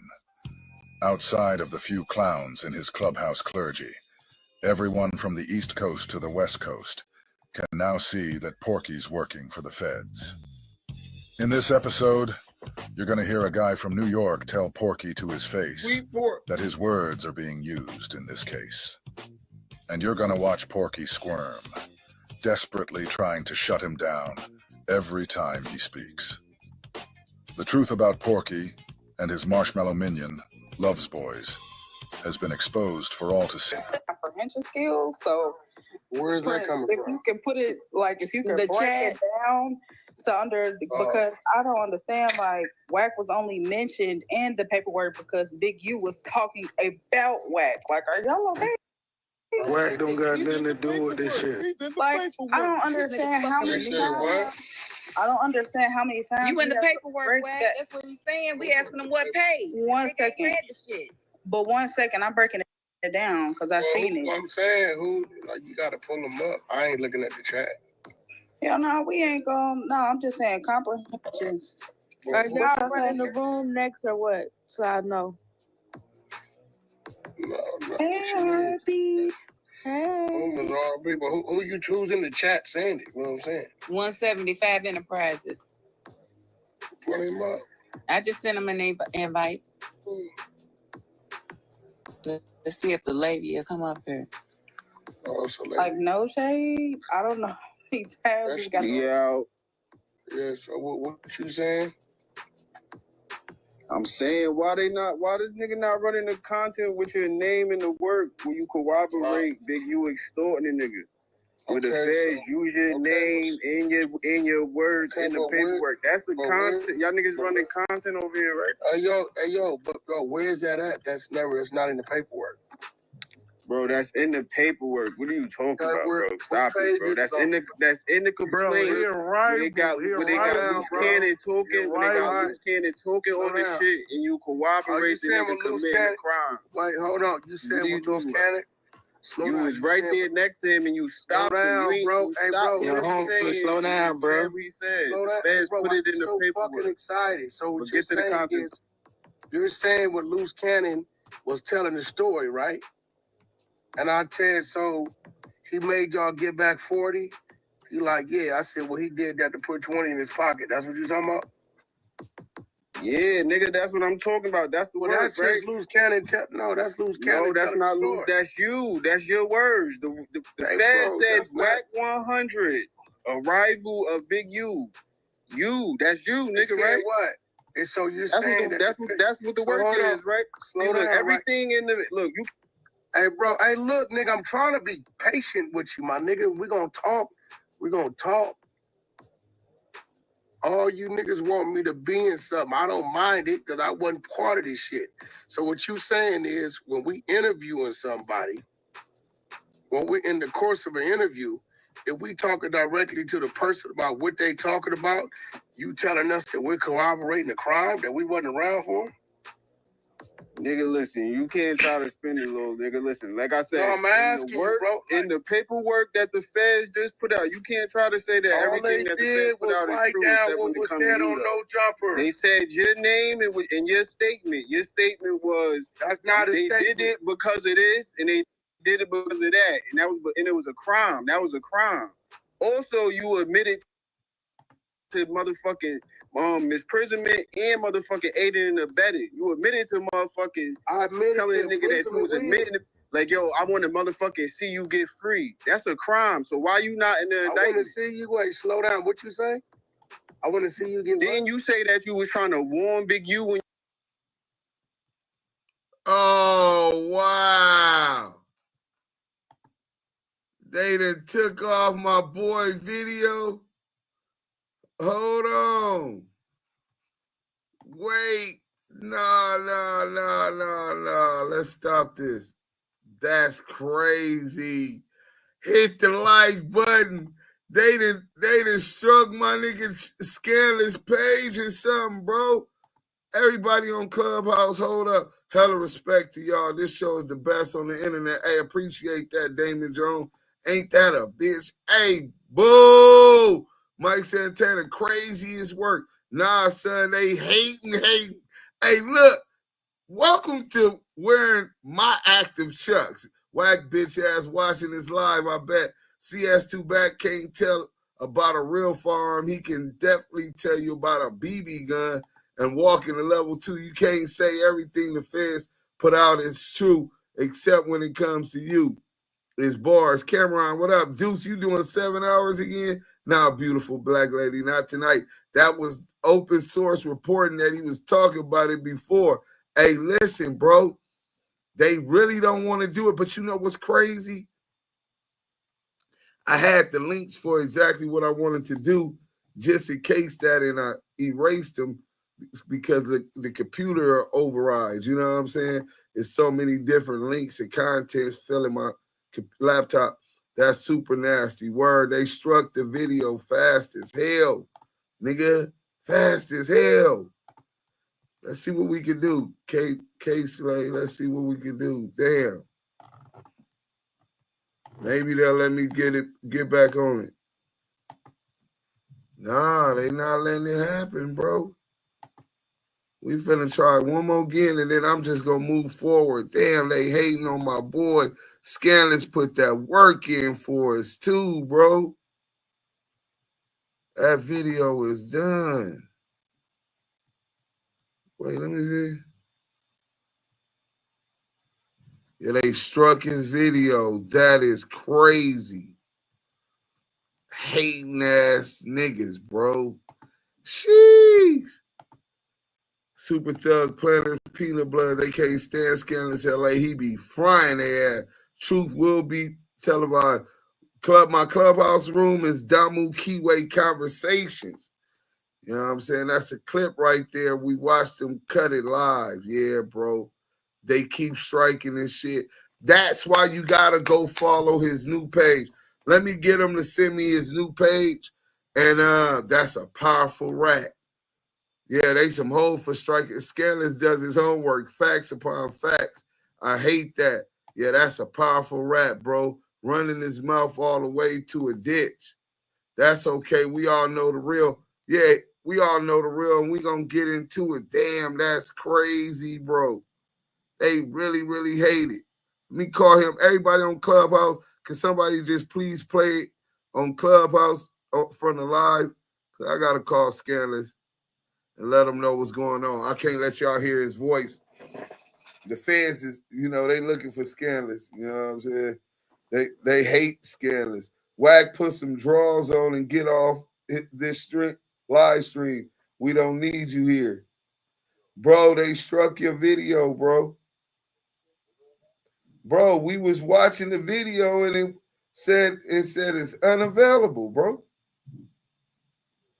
Bro, everybody on the net watching it full blast, almost 500 people in the chat. Hit that like button. I got you on mute so they can't hear your voice. You know what I'm saying? I'm really Scandalous Los Angeles TV. I'm the GOAT. You know what I'm saying? You gonna redo what? So, all right, don't worry about it. See what it is, but send me the link to your new channel because this is exactly why we need to get you monetized on your new channel because you put in that dope-ass work that them niggas hate, nigga. Yeah, no. You don't tell me what the new one is. You send the link to Instagram, brother. DM. Appreciate it. All right, salute. Yeah, that's my brother from another Scandalous Los Angeles TV, man. You know what I'm saying? But y'all laughing at me. What up, G-Mac? My bad. Cut it, damn. Let me see. Sitting in the bushes, flagging shit. Yeah, that's what they do. Sit in the bushes, flagging shit, tattletales. But that's what we've been going through. That's what we better continue to expect. Hope you wasn't talking around, bro, y'all. Cops killed young Scooter. What? When the snitch exposed, the feds roll in. Yeah, that's probably what it really was. But one thing for sure, two things for certain, we got the content. So let me share this with y'all and get to cutting. It didn't take that long. Let's talk about some of these gun cases. You know what I'm saying? Oh, we do got super chats. Let's get into them first. You know what I'm saying? Wack put some drawers on and get off this live stream. We don't need you here. That's a fact. Then Alex ran 199 super chat so he could put 20 in his pocket. CS2. Yeah, that's nice. Scandalous and do stay on these goofies' neck. Yeah, that's my bro, man. We put in the work. We be on a slave plantation because we don't get paid off this crumbs we get. The super chats help. That be little gas money, might even make it to pay a bill or something. You know what I'm saying? G-Mac look like he'll tell a nigga cucumbers taste better pickled. Man, John G, what the hell kind of shit was that? L Boogie, rest in peace, ATL Scooter. Wack 6'9" is an FBI informant on me. But yeah, man, let me get to this content. We done got through that. You know what I'm saying? Let's get to this. This nigga talking about these pistols. You know what I'm saying? Niggas is talking about pistols. You know what I'm saying? I hope y'all remember this. Cause we finna get into it. I hope. Tell that boy, what's his name, Cash from McElroy, don't you ever come back to Willard. You hear me? We know you. We know you're undercover. He's an undercover brother. The undercover brother. Hey, oh, man. Shout out to the whole team. Smoked Out TV reactions. Go subscribe. You know them rat ass niggas reported his page. So go to Smoked Out TV reactions. Y'all see how long we been going through this? That support so we can continue to expose the exposers. And shout out to Kiwe conversations. I was about to say it. TV. We live for all them out there. What's up? Y'all want to be famous? Here you go. Welcome back to Scandalous Los Angeles TV, where we expose the exposers. We got the content again, y'all. CS2 back, aka Porky, the pit poodle Pyru, has stepped in a pile of his own shit again. He's got some real explaining to do this time. Somebody call Big Chuck from Death of the Clout Chasers and let him know that the guy who trademarked his company has been rainbow ratting since 2005. You guys are about to hear a recorded phone call with Deuce M's and a courthouse clerk from the same Texas courthouse that Porky was in, after he was caught crossing state lines with a trunk full of guns. Listen to what she has to say about this case. After this, I want to hear the excuses that all the rainbow rats come up with. This is Debbie. Greetings. I'm doing research for a documentary. I'm with Val TV Network out of Las Vegas, Nevada. I was looking for public records on the case, and I'm having a hard time getting the records on this case. Is there any way you could assist me? Well, what kind of case is it? And I'll tell you. It was a gun case, 2005, for Cash McElroy Jones. Okay. Do you have a cause number or anything? A cause number. Hold on. I do have some kind of case number. Yeah. And it was so weird. It just disappeared. Number 427. Is that an 8 or 3? 3. 4273. All right. Nope, that's not it. Okay, let me try again. 42. Oh wait. No, 78. 73. I'm sorry. 4. Tell me it all again. 4273. Okay. Oh no, it comes up to a dicky. Okay, no, I'm looking at another document. It says number 4278. Okay, let's try that. Sherry Jones was the district clerk. Yes, she still is. Oh wow, she's still around. Yeah, she's been here a long time. Okay, now what are you needing? I'm trying to find out.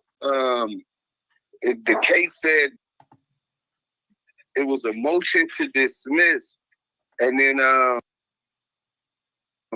for illegal search and seizure, I can't find the results from that, but I know it got denied because the case continued, right? And then it was dismissed in the interest of justice. I don't know what the heck that meant. But yeah. I'm trying to figure that out. Okay. Yes, that's what it says. Now this is just on the indictment. It's just the indictment. This is not on the seizure case. Was it a seizure case? Mike's up. No. It was an indictment for guns. Can I get that? Exactly what was found in that? Yeah, let's see here.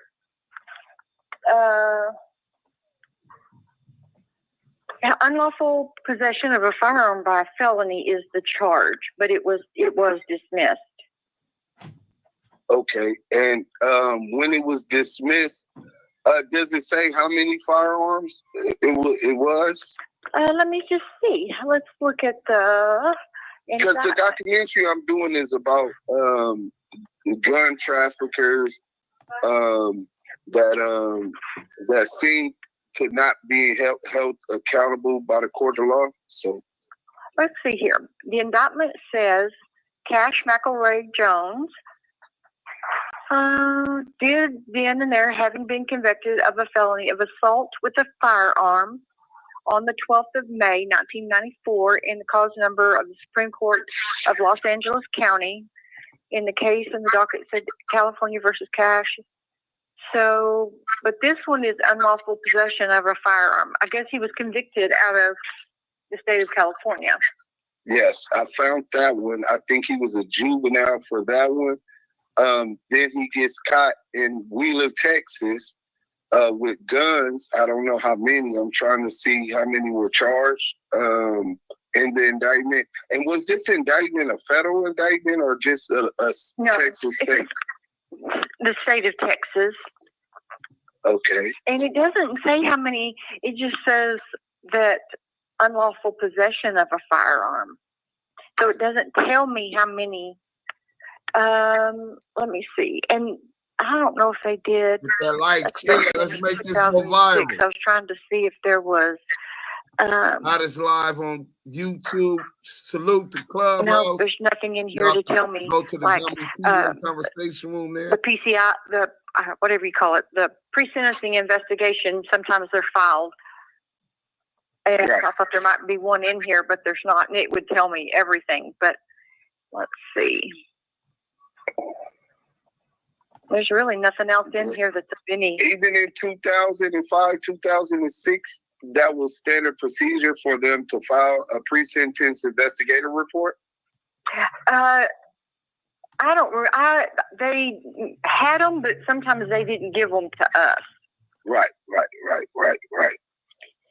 But there's nothing really. All it is a bunch of just regular documents that's filed and some subpoenas, and then they got the motion in order to dismiss, which was denied. No, he was dismissed. Okay. Oh, you're talking about in 2011 or 2010, right?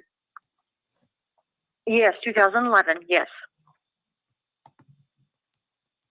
Telling me they're dismissing it for in the interest of justice, unless exactly. Some kind of other, yeah, correct. All right, and is there any way that I could get emailed those documents? Oh yeah, what's your email? Active Chucks. That's ACTIVE CHUCKS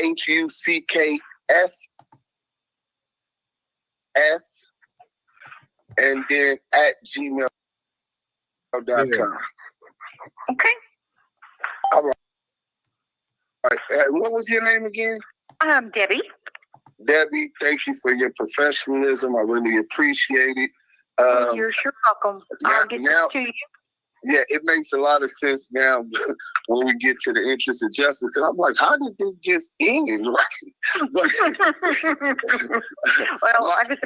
I'm just gonna keep my mouth shut. I'm quite sure he didn't. So I'm gonna take your advice. Thank you.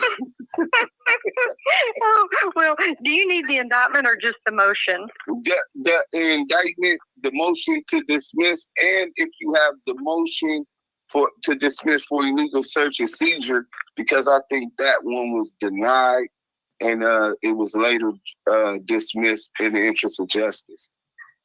Okay, let me look through here. Hang on. All I'm seeing, but let me save this right quick. Hang on. Okay.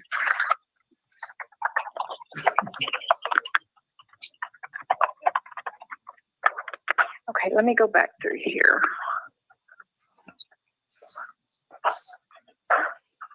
Okay, I'm going to send you that indictment and then both of the motion and order. But other than that, it's pretty much just basic paperwork. Did they have the original investigative report, like from the police officers? Yeah, what up?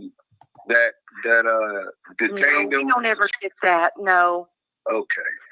No, we don't. Now, I mean, the sheriff's office might have some of that. I'm going to have to contact them. Maybe that'll help fill in a little more holes so I'm not swinging in the blind before my audience with this documentary, you know. Oh, so what channel is that? Oh, wait, let me see here. Brief in support of motion to suppress. Okay. Let me see. He did file a motion to suppress. Gathered by the defendant Jones previously filed a motion to suppress evidence gathered by the Texas Highway Patrol, the Wheeler County Sheriff's Office, and DPS for their actions prohibited by 4th, 5th, 6th, 14th Amendments. Let's see. He wanted any and all tangible evidence seized by the enforcement officers or others in connection with the detention and arrest of Mr. Jones in this case, or in connection with the investigation. This really does. Okay, let's see. I'll just send this to you. Okay. And you can decide if that's something you need or not. How about that? All right, and you said the local police that initially arrested them were sheriffs? Well, it said DPS. It says Texas DPS, Wheeler County, and DPS Special Crimes. DPS, so I don't know if they Wheeler County. Uh-huh. And what was the other one? The DPS Special Crimes. DPS Special Crimes. Wow. Yeah. Okay. Yeah. I don't know what that is, but right. From a state which allows and permits us to bear arms under the Constitution, as long as it's out in the open and not concealed. For a gun case to be special crimes, this got to be bigger than I thought. yeah. This says here that the vehicle he rented it. Vehicle from California. He returned it to the same location. It says Mr. Jones stated he and the passenger were traveling from California to Tulsa to bring back his mother in California for his brother's funeral. His brother had been murdered the morning of April 15, 2005 in Tulsa, and his body was going to be sent to California. Oh, wow. So I'm sending you that. Yeah, so he did. Okay, yeah, please send that. And thank you for your professionalism again. If I'm ever in good old Texas, I might have to, after this documentary come out, I might have to buy you around at the bar. Well, there is no bar here, but you can still stop in and see us.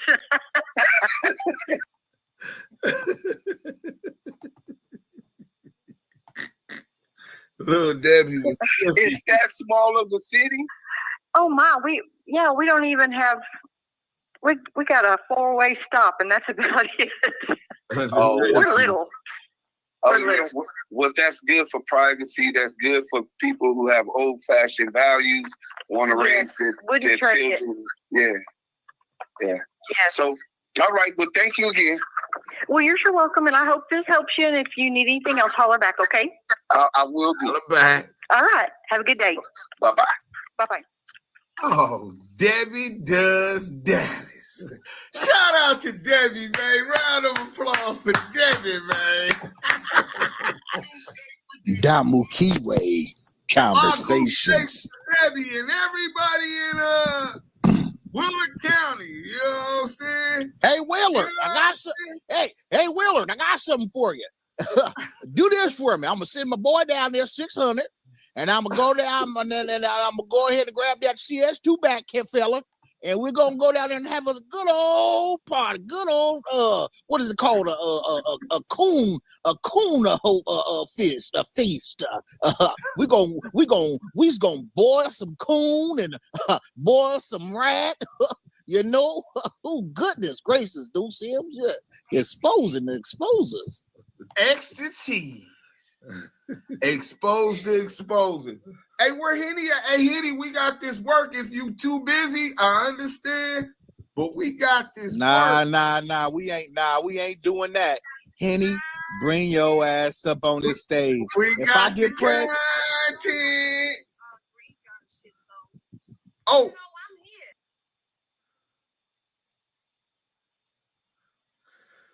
Damn, let's go over here. I'm still looking for that scandalous video. Okay, well, I had already sent you the thing earlier. Maybe you didn't see it. I think it's on your IG DMs. I was all up in your DMs, you know what I'm saying? Oh, but shit. I wasn't trying to Netflix and chill, my nigga. It was just. Okay, let me find out. Damn, brother. Hey, listen, what me and Debbie got going on, what me and Debbie got going on. You know what I'm saying? Hey, Monique Hill, I'm trying. Hey, you know what, Deuce? I think that nephew, so guess what I'm gonna do? We gonna have a whole fashioned. She tell you everything. Exactly. Hey, Mika, if this some nasty work, we finna get. Let me pull up work, because they said, I heard CS2 back already. Oh, it's fake paperwork. You can't believe them. The clerk can't give them no information, bro. The clerk can give you any information that's public record, nigga. Stupid ass boy. All that shit is public record. So why would you even suspect that they would be hiding that information? What you got to hide, CS2 back? A whole lot. Get up. He's a sweetheart. Niggas a sweetie pie. Hey, okay, this is the motion to suppress. We wasn't going for this one. I was looking for the other one. Let me see, 6 attachment. If y'all don't see, that is the Chief Deputy District Clerk, Willard, Texas, Debbie Debbie, shout out Debbie. All right, states, okay, motion to suppress. Okay, let's get into this. And then when Henny comes, she can take over if wherever she can. I know she working, so we gonna improvise. Niggas from the ghetto don't know how to do nothing. It's to improvise, but these numbers look terrible. We got 400 people in the chat. We need some more likes, man. We finna get into this kind. Hold on, dudes. Don't get into the content yet.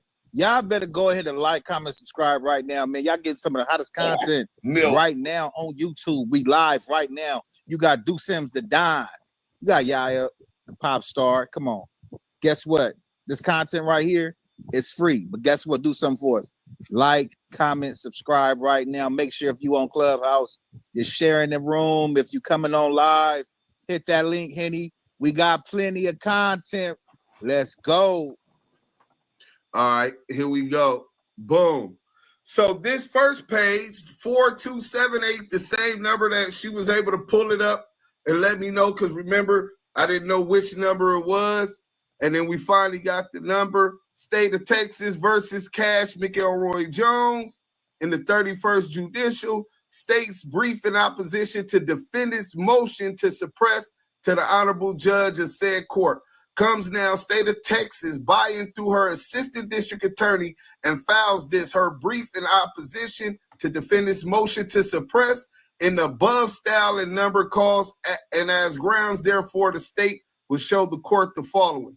Defendant was indicted on January 26, 2006 for the offense of unlawful possession of a firearm by a felon under Texas Penal Code, subsection 46.04A1.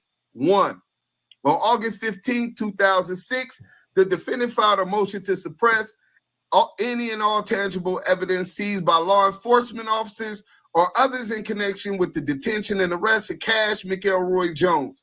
In this case, or in connection with the investigation of the case, and any testimony by the Texas Department of Public Safety trooper or any other law enforcement officers or others concerning such evidence.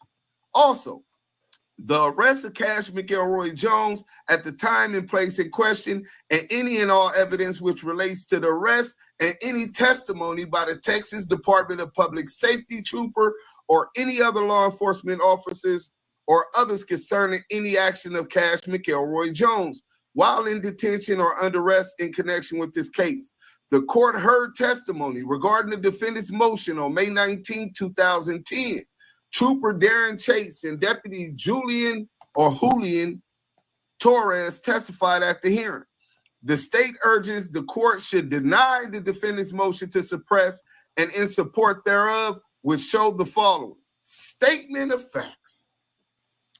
On April 16, 2005, Texas Department of Public Safety Trooper Darren Chase was on routine patrol on Interstate 40 in Willard County, Texas, when he conducted a traffic stop of a brown 2005 Cadillac passenger car for traveling 77 miles per hour in the area where the posted speed limit was 70 miles per hour, as confirmed by his radar. So the nigga was speeding. After the vehicle came to a stop on the improved shoulder of the eastbound lane, Trooper Chase made contact with the vehicle on the passenger side. As he approached, the driver only rolled the passenger down about 1/4 of the way. When the trooper requested that the window be rolled all of the way down, he was informed that that was as far down as the window would roll. During the period of time which trooper was speaking with the driver and the driver was still in the vehicle, the passenger continued to sleep. So the passenger over there playing sleep like, I know this got to be a nightmare, right? So the trooper advised the driver later as Cash McElroy Jones. The fake sleeper? The fake sleeper, hold on. Okay. Oh, damn. I got you, Henny. I got you. 1 second, because Henny and the Henny sniper's gonna get on my helmet. If I'm doing what she do, stepping on her high heels, I don't want to do that. I don't want no problems. There go the link. So I'll finish this part because we got Mo. Oh, it's Mo. You know what I'm saying? So the trooper advised the driver, later identified as Cash McElroy Jones, that he had been stopped for speeding. The defendant replied that he was a truck driver and always runs about 5 miles per hour over the speed limit. The trooper then requested identification from both the driver and the passenger. The passenger had to be woken up in order to provide identification. The trooper then asked the driver about his trip and was told that they were going to Tulsa, Oklahoma. So this is what the driver's saying. Cash McElroy Jones, when you're not supposed to be saying nothing to the police, he telling them that they're going to Tulsa, Oklahoma because his brother got killed and they had to take his mom back to California for the funeral. So back to California means that you're coming from California. So that means that you cross interstate commerce, which means this is federal jurisdiction at this point. Lord have mercy. I think the passenger better go back to sleep because it get worse. So we got a super chat right now. We got a super chat. We're going to run this super chat and then get back into the content. Y'all hit them likes, man. Show a little bit of respect. We came with a dope one for y'all. But peace time. Peace just me. $2 super chat. That was classic. Great work. That damn Debbie. Yeah, Debbie does Dallas. Salute, Peach. You know what I'm saying? Everything that's donated to the Damu Kiwe conversation, we appreciate. You know what I'm saying? $2 super chat and all. We definitely appreciate it. Because Cash's mom weighed over 400 pounds. Now, that's an uncomfortable ride all the way to Oklahoma from California. So let me get back to it, right? Trooper Chase observed that during, I heard it. Let me go ahead. Hey, what's your hears? What's this your hears there, Deuce? What's your hears over there, bro? Tells me, please. hey, so listen to this shit. You finna start dying, right? The trooper then asked the driver about his trip. He tell him all of this. He further stated that his brother's body would be flown back, but that his mother could not fly because she weighed over 400 pounds. Oh, my goodness. They eat all the hog balls and coons. Oh, and the hogs. Oh, my goodness. Upon questioning of the passenger, Robert Jones, the trooper was told that their brother had been killed and that they were going to Tulsa, Oklahoma for the funeral. Now y'all see where the suspicions start coming up? WACK100, running his big-ass, rat-ass mouth, tells the trooper that he's coming from California, cross state lines, to pick up his mom and fly the body back to California because the funeral is going to be in California. Hey, now, somebody said, uniquely yours, said that's Gilbert Grape's mama. I'm fat. Now, Robert Jones, the brother that's still alive, he tells them that his brother had been killed and that they were going to Tulsa, Oklahoma for the funeral. So one funeral for his brother is going to be in California. One funeral for his brother is going to be in Oklahoma. My gosh, them old country boys, they started getting suspicious. After I finish this, Henny, I'll put the thing up and blow it up so you can take over. Trooper Chase. Well, I reckon we got us a liar on our hands. I reckon. Trooper Chase observed that during the time he was running the routine driver license check, that Cash Jones, the driver of the vehicle, could not stay still. Oh, he was nervous, nigga. He thought he saw Deuce Sims, and he didn't have... That nigga thought he was gonna have to take one of them 1,000 fades. The nigga nervous, nigga, shaking like a snitch at a gangster party, right? The trooper observed that he was pacing back and forth, bending over, and looking back at the vehicle. Was his hands on his knees? Oh, with his hands on his knees. Sexy Red? Oh, he was bending over with his hands on his knees. Oh, how that Sexy Red song go? Y'all sing that to us, man. Shake that ass to Drake. Now shake that ass to me. Bend that ass over. Let that shit breathe. Let that Bucci breathe. That nigga got Bucci breathe. That nigga got Bucci. He out there bussy popping, trying to get out of charges. Oh, that nigga out there popping Bucci. He trying to pop. He thought if he twerked that ass, you heard me, Deuce? It'd distract him from what was in the trunk, right? Oh, he tried to pop Bucci to get away from the troopies. He go Bucci and troopies.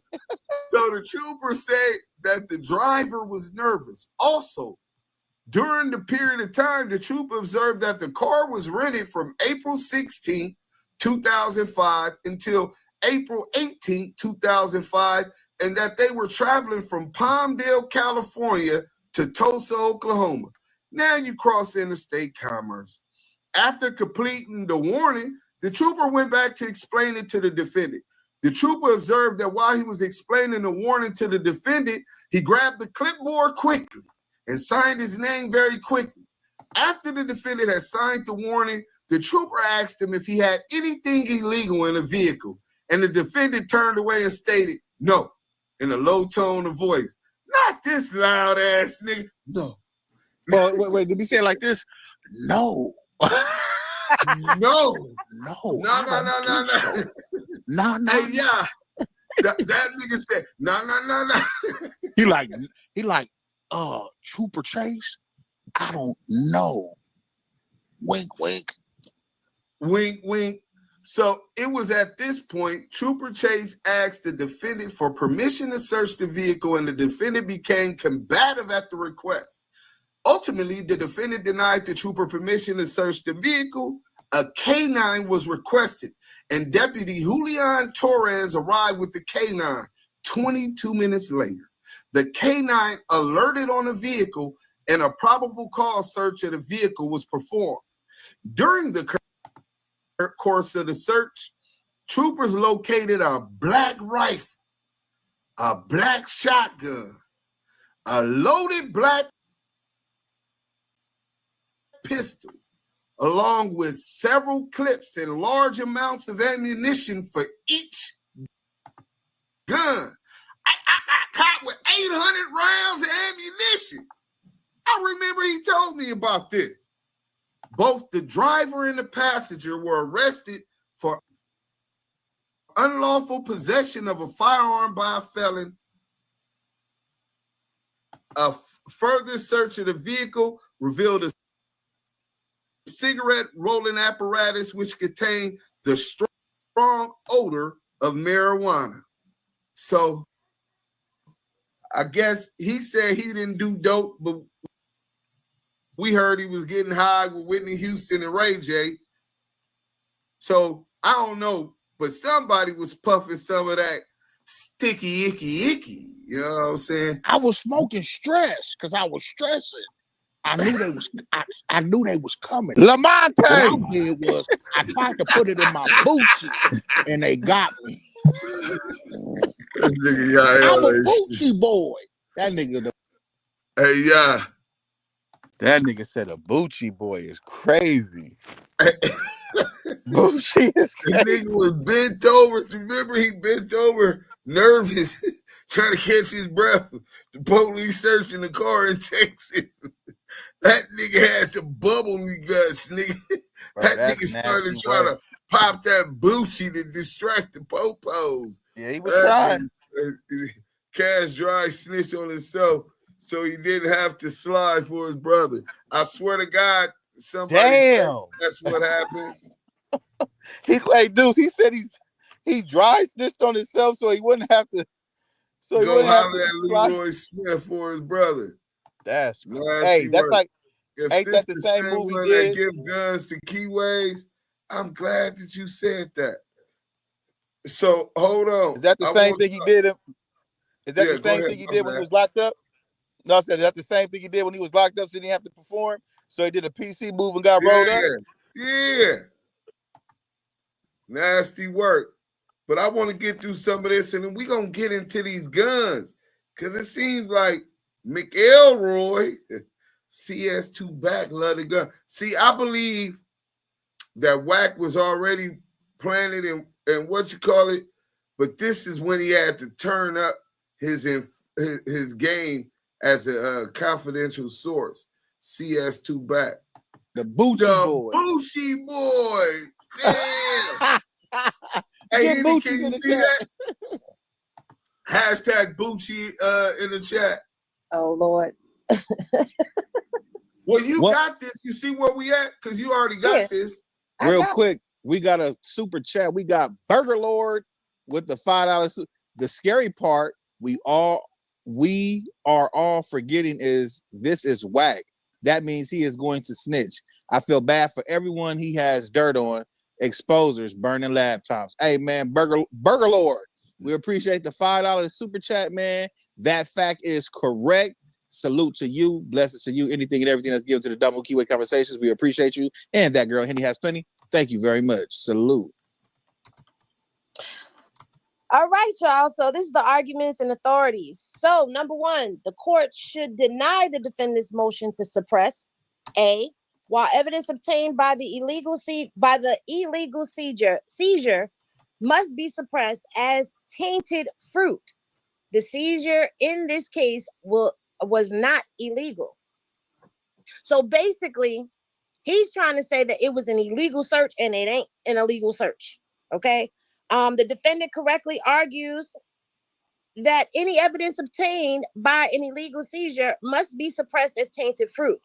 In the present case, however, neither the detention nor the search were illegal, and therefore the court is not required to suppress the evidence, which was the result of the search.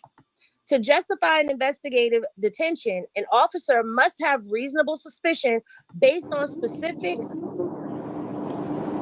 articulable. Go ahead.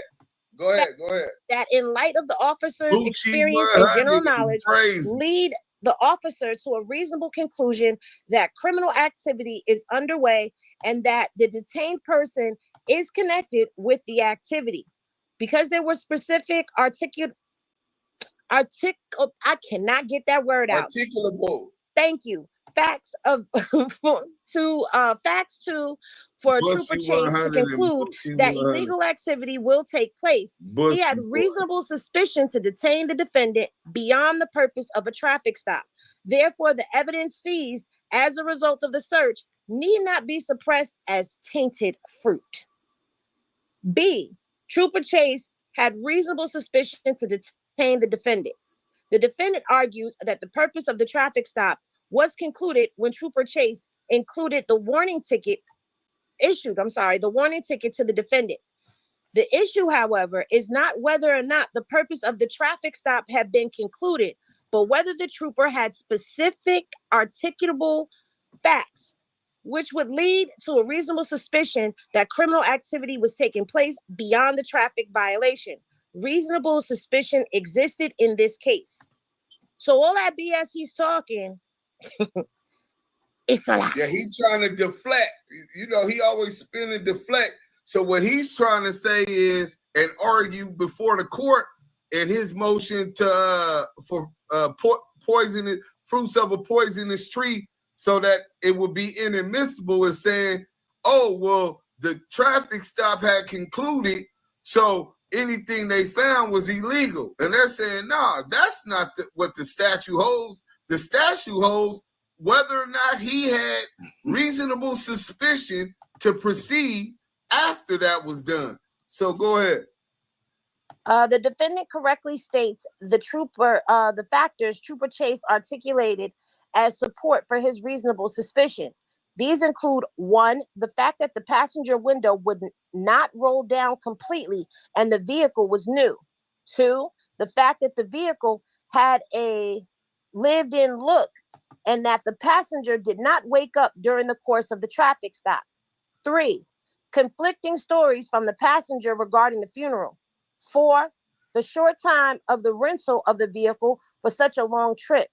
5, the level of nervousness of the defendant during the traffic He was stop. nervous. 6, man. the defendant quickly grabbed the clipboard in order to sign the warning. And 7, the low tone of voice used by the defendant when answer the question as to whether or not he would allow the trooper to search his vehicle. Paraphrased from Trooper Chase's testimony at suppression hearing. When looking at the totality of circumstances, these factors clearly establish reasonable suspicion of criminal activity. There you have it. So the motion was to suppress was denied. And just so y'all know, my nigga Scandalous Los Angeles is back in the building. We finna, hey, Scandalous, I hope you listening. Somebody told me for you to send me your Cash App, bro. They got something for Scandalous. Scandalous, you really the GOAT, my nigga. I told you that a long time ago. Nigga, who believed in you when nobody believed in you, brother? I seen your strengths. I seen your bullshit ass weaknesses. Talk so much shit while we working. Don't let me have a minute break. You know what I'm saying? We on a plantation. But now that's my brother, man. I'm glad that he back up. I think it's no, that ain't it. Hold on, let me see where it's at.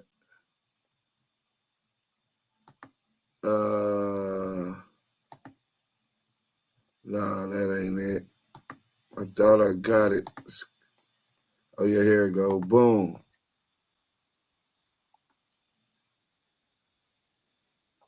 All right, here we go.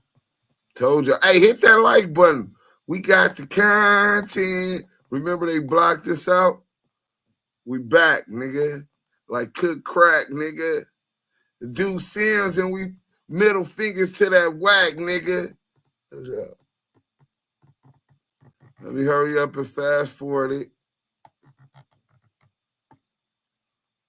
There you go.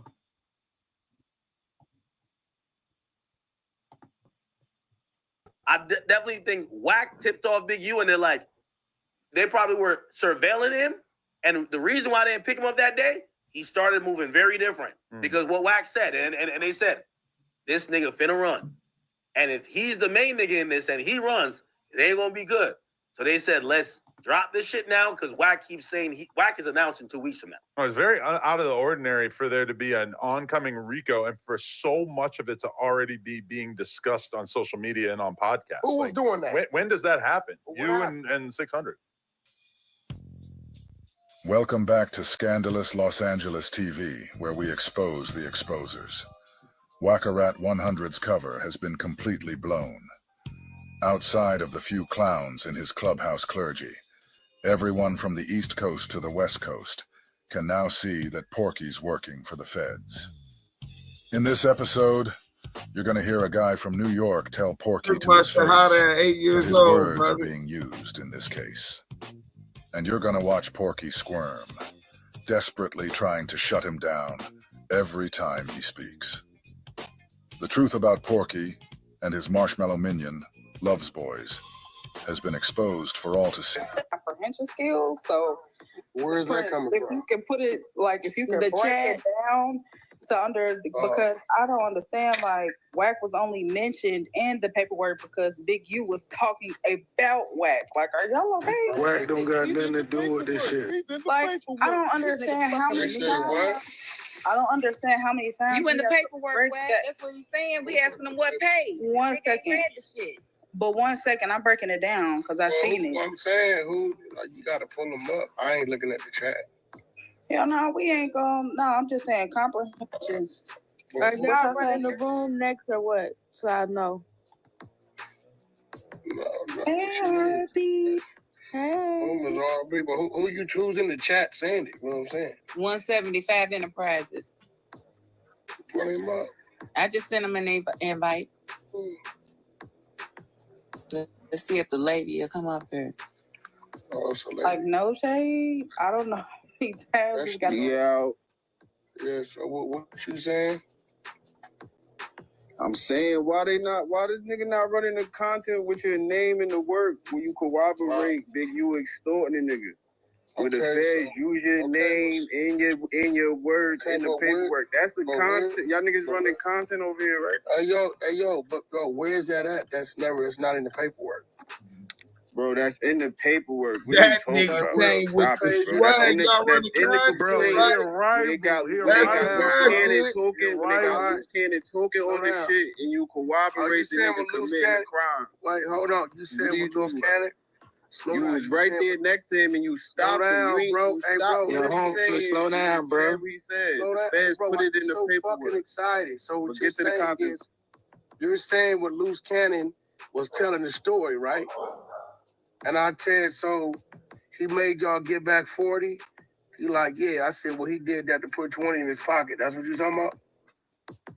Yeah, nigga, that's what I'm talking about. That's the word, that's just loose cannon. No, that's loose cannon. No, that's not loose. That's you. That's your words. The Fed says WACK100, arrival of Big U. That's you, nigga, right? What? And so you're saying that's what the work is, right? Slow down, everything in the look. You. Hey, bro. Hey, look, nigga. I'm trying to be patient with you, my nigga. We gonna talk. All you niggas want me to be in something. I don't mind it because I wasn't part of this shit. So what you saying is when we interviewing somebody, when we're in the course of an interview, if we talking directly to the person about what they talking about, you telling us that we're corroborating a crime that we wasn't around for? Nigga, listen, you can't try to spin it, little nigga. Listen, like I said, no, I'm asking you, bro. In the paperwork that the feds just put out, you can't try to say that everything that the feds put out is true. Except when it comes to you, no jumper. They said your name in your statement. Your statement was that's not a statement. They did it because it is, and they did it because of that, and it was a crime. That was a crime. Also, you admitted to motherfucking misprisonment and motherfucking aiding and abetting. You admitted to motherfucking telling the nigga that you was admitting, like, yo, I want to motherfucking see you get free. That's a crime. So why you not in the indictment? I want to see you. Wait, slow down. What you say? I want to see you get. Didn't you say that you was trying to warn Big U when you put that information out? Yes or no? All we did was play the recording. Did you not? Wasn't your words that you tried to warn Big U when you put that paperwork out? I said if anything, all that information out. Yes or no? I told you, nigga, that's their words. It's just a yes or no question, bro. Yes or no? Did you say you was trying to warn them? No, what we said is take it as a warning, nigga. Check your text. All right. Tell me the date of that, nigga. That's the Big U white. What's the date of that, Remo? All right, so yeah, after you got that message. Huh? After you got the message, you hit up Big U's wife. You said, "Sis, 911. 1 sec, let me get solo." And you gave him a heads up. What I tell him? You said, 1 sec, let me get solo. He needs to leave. Bad. In caps, all caps. He needs to leave. I said so bad, right? Yeah, 4 bad. What the 600 saying this shit is 4 rolling 60 telling on it. Now, I just sent you a clip. Play the clip. You're going to hear the people saying, don't say nothing. Don't tell nobody nothing. Don't say nothing. So which one you want? If he wouldn't have said nothing and y'all found out nigga knew, you would say what? Why you didn't say nothing? No, don't take it as... See, look, all right, bro. See, look, I don't like to talk to... Listen, we're internet right. I don't like to talk to... If you ain't going to keep it real, we can't have a real conversation. Hey, look. Keep it real, my nigga. Don't do listen. Your minions, I don't want to talk to you. Yo, listen, this was the narrative. Y'all working with the police. I said, how that's working with anything, nigga, take it as a warning. Even if you say take it as a warning, that's a crime. That's a crime when you say that. So why you not on the indictment? Because that's an obstruction of justice. That's aiding and abetting and impeding the investigation. Despite what Wack says, what you actually just listened to was Wack attempting to frame Big U's wife for federal aiding and abetting and admitting to it. Aiding and abetting, a defendant may be found guilty of whatever the crime may be, even if the defendant personally did not commit the act or acts constituting the crime, but aided and abetted in its commission. To aid and abet means intentionally to help someone else commit a crime. To prove a defendant guilty of whatever by aiding and abetting, the government must prove each of the following beyond a reasonable doubt. First, that someone else committed a crime. Second, the defendant aided, counseled, commanded, induced, or procured that person with respect to at least one element of whatever the crime may be. Third, the defendant acted with the intent to facilitate, meaning not this that you knew that someone committed this crime, or not even knew, but not just someone else committed a crime and you helped them, but you acted with the intent to help them knowing that they had committed a crime. And you acted before the crime was committed. Fourth, the defendant acted before the crime was completed. It is not enough that the defendant merely associated with the person committing the crime or unknowingly or unintentionally did things that were helpful to that person or was present at the scene of the crime. The evidence must show beyond a reasonable doubt that the defendant acted with knowledge and intention of helping that person commit whatever the crime is. A defendant acts with the intent to facilitate the crime when the defendant actively participates in a criminal venture with advanced knowledge of the crime and having acquired that knowledge when the defendant still had a realistic opportunity to withdraw from the crime. All of these elements were taking place when Wack was contacting Big U's wife. Okay, Boogie. She had acquired knowledge during a realistic time because he told her before the charges even came down. The problem is they have no documentation of her contacting Big U and saying, hey, Wack said, I need to tell you to leave or you need to go. Big U didn't even go on the run, which was a good thing because had he done so, then they probably would have went and scraped up anything just to find some way to put this on her. But the purpose of this video was to show y'all just how dangerous the game is that Wack is playing. Not dangerous as in life or death, but dangerous as in he's doing anything for content and to see his mission completed. Had she contacted Big U, then she would have definitely be acting with the intent to facilitate his escape from the law or whatever. So the aiding and abetting would have stuck. By contacting Big U's wife and personally making her aware of the charges, Wack was hoping that the fear and love of a wife and woman would cause her to contact Big U via telephone or text message and alert him to what Wack had said. Had she done so, she would have been likely charged for federal aiding and abetting, and this could have turned Big U's situation into a completely different monster. As I said earlier, it is not enough that the defendant merely associated with the person committing the crime or unknowingly or unintentionally did things that were helpful to help that person or was present at the scene. The evidence must show that the person acted with knowledge and intention of helping somebody commit a crime. See, y'all niggas don't even know what y'all be talking about. Y'all need y'all some little niggas. Y'all ain't been through none of this. Y'all talking about fair work and don't even know how to fair motherfucking work. Okay, so your name is in the paperwork. Wait a second. And the Fed said you made a statement. Wait a second. Yo, homie, slow down, bro. Wait a second. Right? Slow down, bro. Now listen. Man, you said one thing there, right? You said that it's impeding the federal investigation. When that shit came out with the family, we ain't know shit about no feds. So we don't know what these people is telling us is true or not. We don't know what it is. And some of the facts or whatever they said wasn't true. All I'm saying is go to page 50 in the motherfucking complaint And you're gonna see your words in your statement that the feds quoted. The feds quoted your words. Put your name in it. Hey, bro. And everything. You can So quote my words all you want to a nigga I'm interviewing, bro. I don't know what this nigga talking about is the truth or not. This nigga just said, he say he robbed Meek Mill. I know that was cap. Nigga, you quote my words, whatever you say to a nigga I'm interviewing, bro. Nah, I just went to page 50. Page 50 is about Armani, the taco girl, the egg roll babe. So what page are we looking at again? This nigga can't read. You don't know, he can't fucking read. No, I'm looking at it right now. I just had Prince send me to work. So You said go to page 50, dummy. This nigga talking about. I'm looking at page 50 right now. Page 50. This is pretty shit, but page 50 is talking about Armani, sexual. And keep reading, man. That's what you gotta do is keep reading. So when you read work, you gotta keep it up. It's just like when you read a Bible verse. Hey, bro, so you gotta to keep me. reading. Go to Hey, page listen to 50, me. 51, When I'm 52, 53, when I'm 54, interviewing a and nigga, then hey, you gonna see how everything line up. That's all I'm telling you. Hey, listen to me, bro. Hey, listen to me. This robbery, whenever it's why you getting mad, bro? It's your words. Don't get mad at your words. Mad. Listen to me.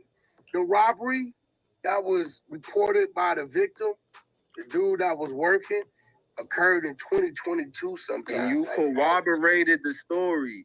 I'm not the one corroborating. I wasn't there for the robbery. No, for real, homie. So for real, I wasn't there for the robbery. For real, homie, this what I'm gonna tell you for real. See, this how bad it is. Hey, bro, when that nigga go to the pen, when the loose nigga go to the pen and they see all of this shit in his paperwork, they gonna do something bad to him. Hey, listen to me. When they end up getting to Lucy and the feds, remember that everything he said on camera, he said it while sitting next to Wack100. And remember, that Wack100 is the one who gave him the platform to do it. Hey, I want you to hear this. I wasn't there for the robbery to corroborate the story. You can't do that. What you did on the internet, you can't do.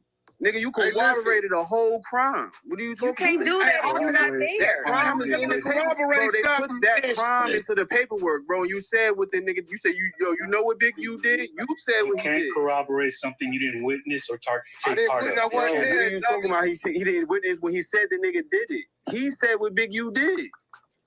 Bro, he said the nigga, you know what he did with that 40,000? I said, that's listen, what he said. That's what the WACK100 nigga said. Hey, really what I was saying is, really what I was saying is, I'm gonna holler at y'all though. I'm gonna holler at y'all if y'all gonna play dumb. Yeah, well, if y'all wanna be smart, you got bitch ass on there. Hey, bro, I can't corroborate nothing I wasn't there for, nigga. He doesn't know what corroborate means. He doesn't know what corroborate means. He doesn't know what corroborate means. Stupid. You clarified. You didn't corroborate shit. You clarified. You didn't corroborate shit. You clarified. You didn't corroborate shit.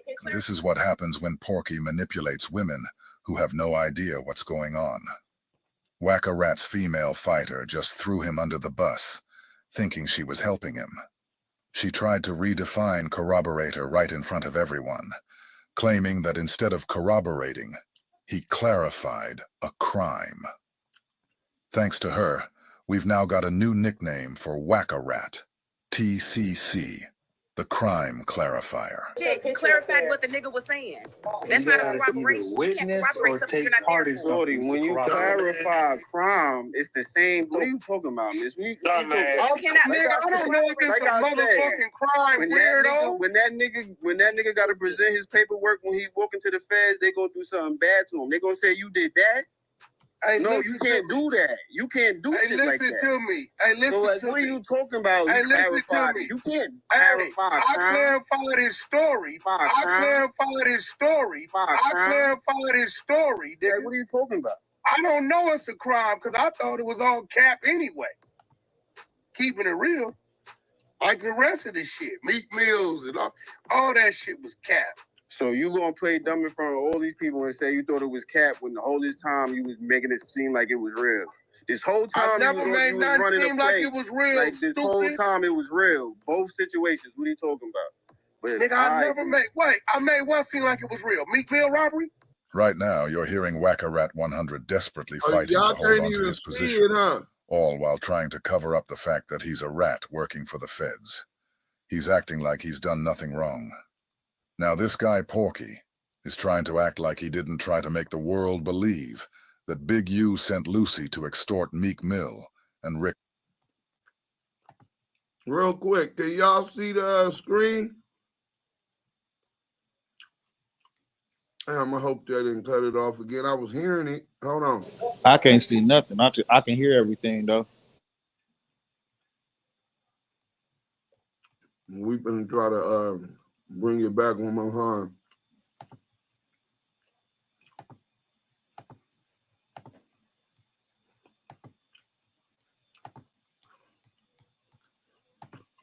Let's see if we can get this back up here. Okay, there it go.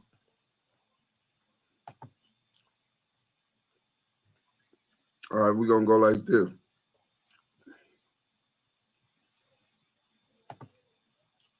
Oh shit.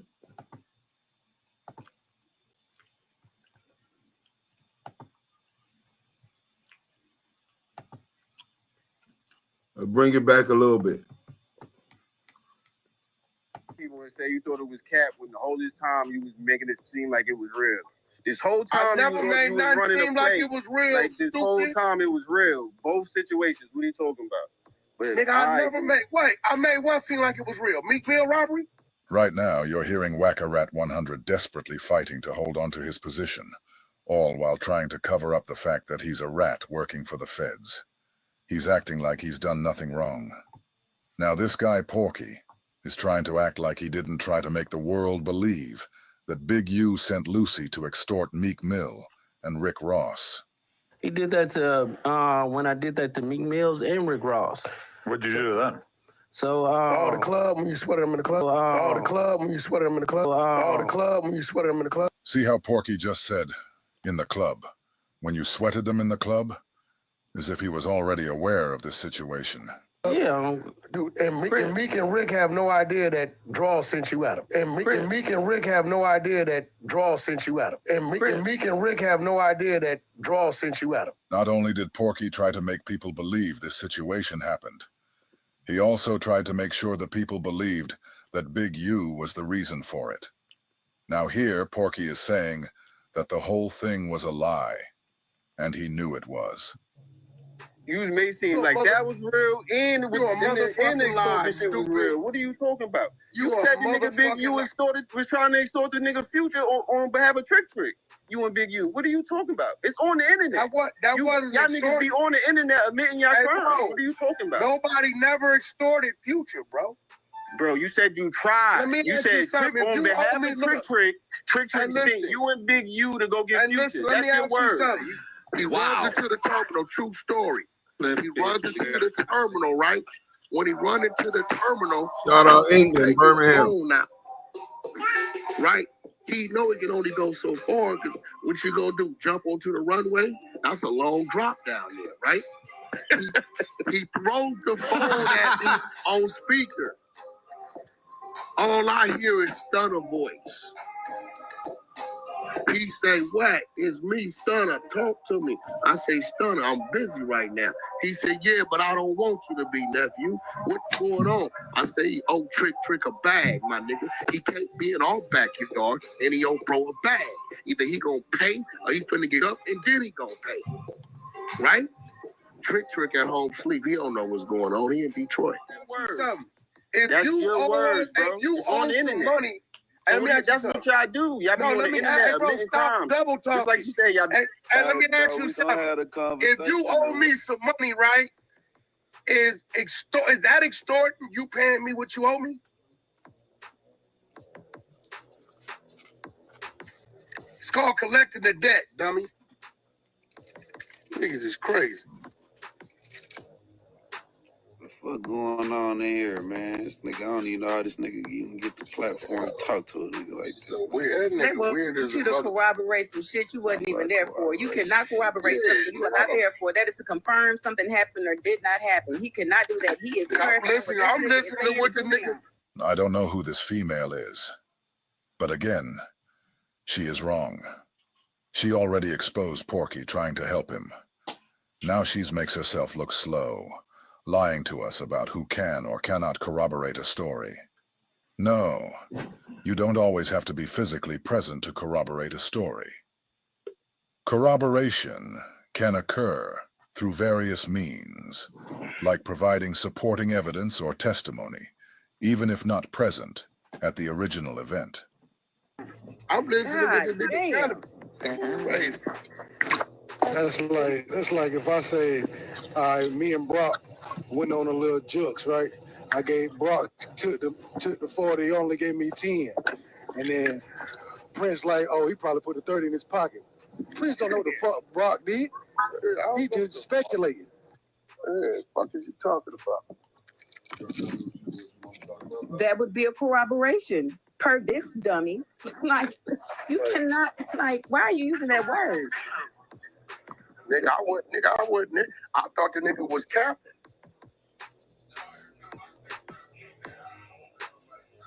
You said it like you was talking to the FBI when you said these things. You giving the interview, they quoting the fucking interview, and you're in the interview, so you're in the paper. These niggas, I can't listen. We just gonna call these niggas reach. You know how many bloggers and reporters would be in prison right now if that was the case?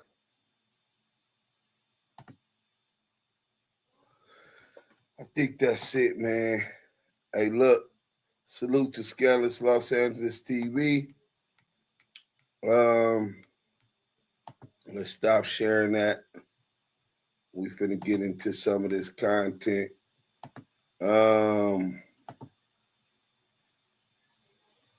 Now, CS2 back. He got this thing for guns and shit, right? Mind you, people are acting and giving benefit of the doubt when they determine whether or not he's really implicating Big U in crimes. Like, they forgot that he said he planned all of this shit. The loose cannon shit, the Nipsey Hussle contract, the clout chasing SKG bitch. Oh, y'all forgot? Let me take y'all back. This man has took down some of the biggest players in Los Angeles. Suge, he gave up Poochie, implicating Suge in that hot one. Confidential source 2 back. The Main Streets, he gave them niggas up. Tried to, on the initial wiretap to Mark Stevens, caught on the phone trying to get him talking after his house was raided months before. Working. The Texas case, dismissing the interest of justice. Who knows who all he told on to stay off that case? You know what I'm saying? And now here it is, he gets up under Big U. But remember, he had Loose Cannon working for him the whole time. As far back as September 14th, which is the date, even a little before that, the date Loose Cannon released the Cookout, his video on World Star Hip Hop dissing WACK100. And it was all a play to sick a duck up under Big U and implicate Big U in crimes that he orchestrated himself. You ain't got to believe me.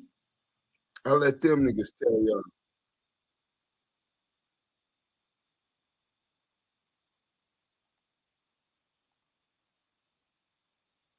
Click that bell, tune in. Okay, so check it out. WACK100 and Adam 22 react to Loose Cannon, reveal that Big U probably caught that dog that got Nipsey Hussle knocked down. What? Only shout out to WACK100, the whole 100 side, spin the block. Let's get to the content. It's Ray Give TV. Ray Give TV, the GOAT. This shit bad work, bro. I ain't gonna lie. Hey, guess what? That nigga got the whole FaceTime audio of it happen just like that. You seen it too on Wack. I already know. Yeah, I seen it. I told you. I told you. The Wack when that's all I needed to hear. That's it. Oh, man. That's I don't even think we realized what just got started. Nigga, this shit finna go. Man, that shit was crazy. That shit was crazy. Exactly. All right. Watch this. Y'all think the BG shit was crazy. Watch this. Hey, Wack, tell that nigga Beast, you would have told your homie, right? Motherfucker call you and tell you your homie dead. You call him and he answered the phone. No, he called him premature. Called him premature. Nigga, Right. it's only one nigga. See, bro, that's up. Hell yeah, that's all of us up. Nigga, Yeah, that's nigga, heavy. that ain't nobody stupid. Nigga, like, bro, like, y'all gotta remember, dude left and came back. Y'all forgetting. That's a fact. Did it 3 times. He sure did. Bro, that nigga called prematurely. Yeah, Wack. Yeah, because they got into it and dude left. He called prematurely, bro, but here go the thing. I never thought dude had nothing to do with that. Like, nah, man. Nah, when not after that money situation, you was talking, just saying about some months back. Yeah, I ain't never thought he had nothing. When I you put two and two together. put it this way, I've seen the paperwork on the lawyer shit. I seen it. I seen it with my own eyes, all of it. Wack ain't lying about him trying to move all that shit and try to That's get what all I'm this trying shit. to say. So once I heard that, nigga, my mind had already shifted. So then now that I hear this, and if once nigga hear them phone calls and man, that's how they say it. Always be your own niggas. That's why I said what I said earlier, man. Every homie ain't your homie. I'm a damn near say most things.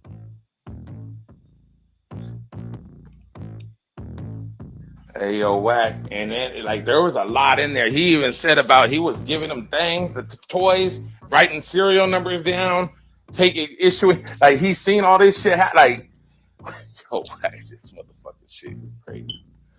Oh, man. That Nipsey shit you talking about? hey, bro, I told It's y'all. already up. Yeah, that Nipsey shit gonna go. That I think that's gonna be one of the most talked about things over the next Oh, week. I'm gonna look at that. And what you gotta remember, Wack didn't say it. 60 Crips said that. His nephew said that. Mm.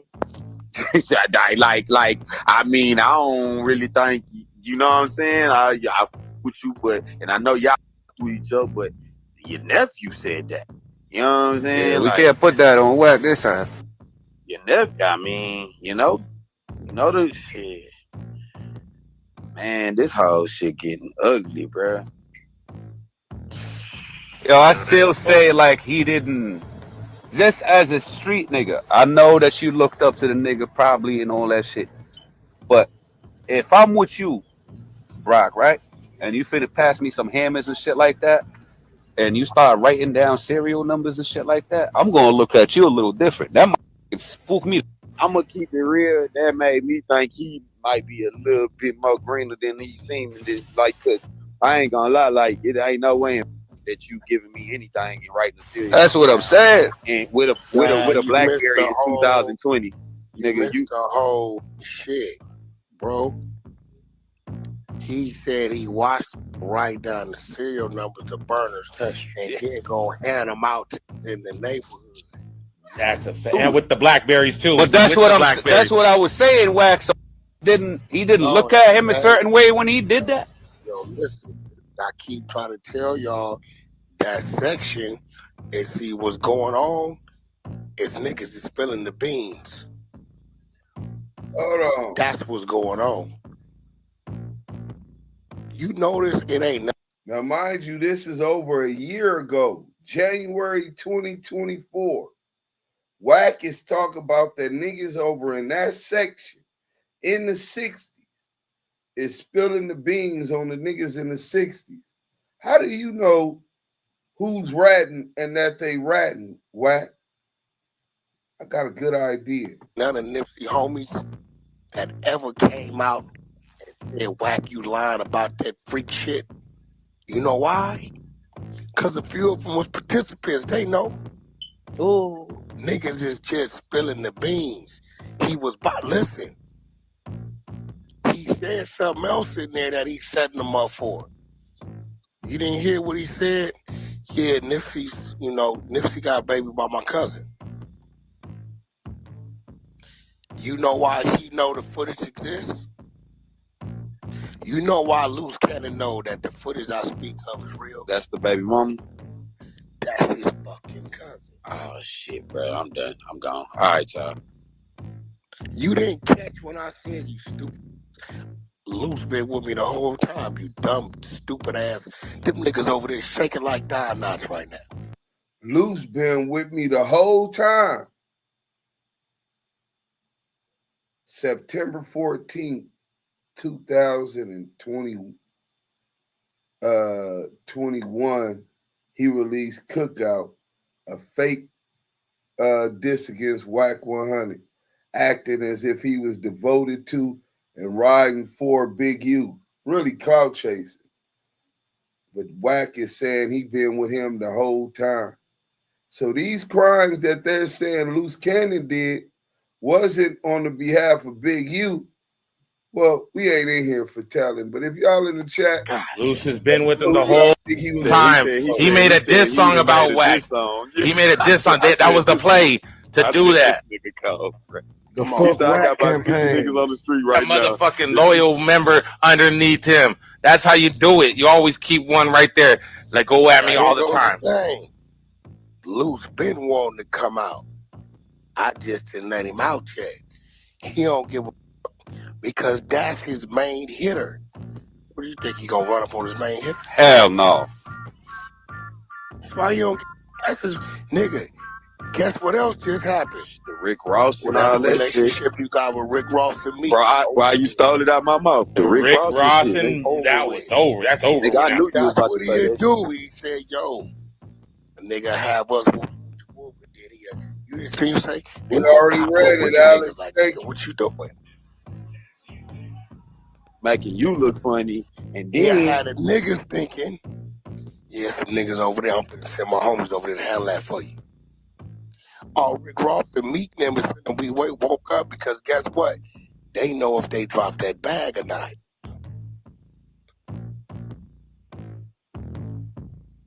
Gross tell Rick Ross, look, I'm gonna keep them niggas off you. I'm gonna be with you. Hey, bro, That's a sick nigga, bro. I keep telling niggas I work in phases. Let me see how smart you are, Brock. What was the last bullet I launched? I'm gonna give you the last three. All right, go ahead. I'm gonna give you the last four. I released the paperwork with the police. I know where this is going. Then I double back and released the signature line with him and Nipsey Hussle on the contract and told him, say another word, I'm gonna let him see what the contract is you sent me. Right? I'm all ears. Then the female SKG. We're going at your character and the contracts you got over there, boy. And then now, this your homeboy saying you writing serial numbers down the pistols, which relates back to what? That BlackBerry phone and that police contract. Bro, when you said the police contract out loud without even having to look at your phone, I said, this nigga's an evil genius. But it's like on some shit. Like, I'm sitting here watching you lay this shit up. That fact that he's writing their serial numbers down, handing them things, is crazy. Yeah, I never heard you sat on that though, Wack, and you didn't let your emotions let it come out, and you handled it in phases, because I know you've been on this shit. You know what I'm saying? Hey, bro, let me explain something to you, bro. The ultimate could play. Y'all know I ain't stupid. I just met High Sign, nigga, about, it might have been a week before he called my phone. I knew who the nigga was. I knew what he was chasing. You think I gave him what I gave him, nigga? Not knowing what he was gonna do with it? I needed to find a way, nigga, to start to expose the shit publicly. And you knew it, nigga, from out that way wasn't gonna do it. I knew he was gonna let it go. Mm-hmm. It took him too long to do it. Right, J Boogie. So what I do, antagonize him. Went at him on Clubhouse. I was doing everything in to piss him off. I knew what I gave him. Hey, Wack, you did Wack, because you did it. You did the interview on Act, and then you went at him on Clubhouse to jumpstart it to get him going because he was taking too long on. And then I went at him on. I thought he was gonna do it from the Act. He didn't. I thought this what I thought. I'm gonna go at him on Act. It's Ray Gift TV. He gonna say something. I'm gonna fire his shit up on camera. Then he gonna let it go. The nigga humbled himself. Hold up. You mean to tell me he writing down the serial numbers and passing out the blowers in the hood? What? Drop a comment down below. Spray Give TV. Let's get back to the content. And I said everything possible to this nigga to make this nigga want it. Bro, if you ask Ack, I said, nah, Ack, sit him right here. I need y'all over there. We'll sit me right here. The nigga didn't bite. Yeah, 869, man, you know, one of the dudes you told on, you know, he. So, Wack worked it in phases, sent SKG at him. I'm coming for them contracts. These niggas been pocket watching and hating on Big U for a real long time. Y'all hear the dick suckers, though? That should be nasty work. Golden knee pass. But hit that like button on your way in. Share the live. We gonna show a couple more things. We showed them with the 3 guns, the rifle, the shotgun, and the other pistol, 800 rounds of ammunition. Then we're gonna get into let me share this. Stop showing this. And then we're gonna share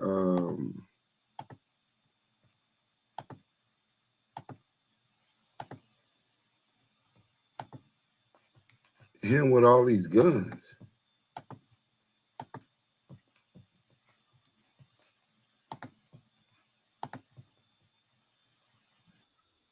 Answer this question. No, I'm gonna get out. Hey, listen. Answer I'm this gonna question. make this announcement right here. We need answers. Get out the way. We when need it hits, answers. Don't go to Highland. Wack, no, nigga. I'm going to get out of the way. I'm standing on what I say. Man, do what he want to do. You giving guns to niggas, right? What's up with the Crips? What generation? What generation? They know who they is. So you giving Kiwe's guns? Always, yeah, nigga. What? This whole neighborhood, I didn't go that with. And what? So what that mean? Knock down your own con? I'm saying that's weird. What happened? What happened? My own kind. Yeah, what happened at the House of Blues? They was going at their own, my nigga. They was going at their own, my nigga. I'm muting up. Yeah, for real though. They need for real. That's how I know you ain't really from over there. They need to DP you, nigga. I was right there. So that's him bragging about he give whole hoods, supply whole hoods pistols. This is an ex-felon, right, on the internet bragging about it. He's so confident. You know he gotta be working, right? You that confident that you will not be prosecuted for a reason. Let's get into this one.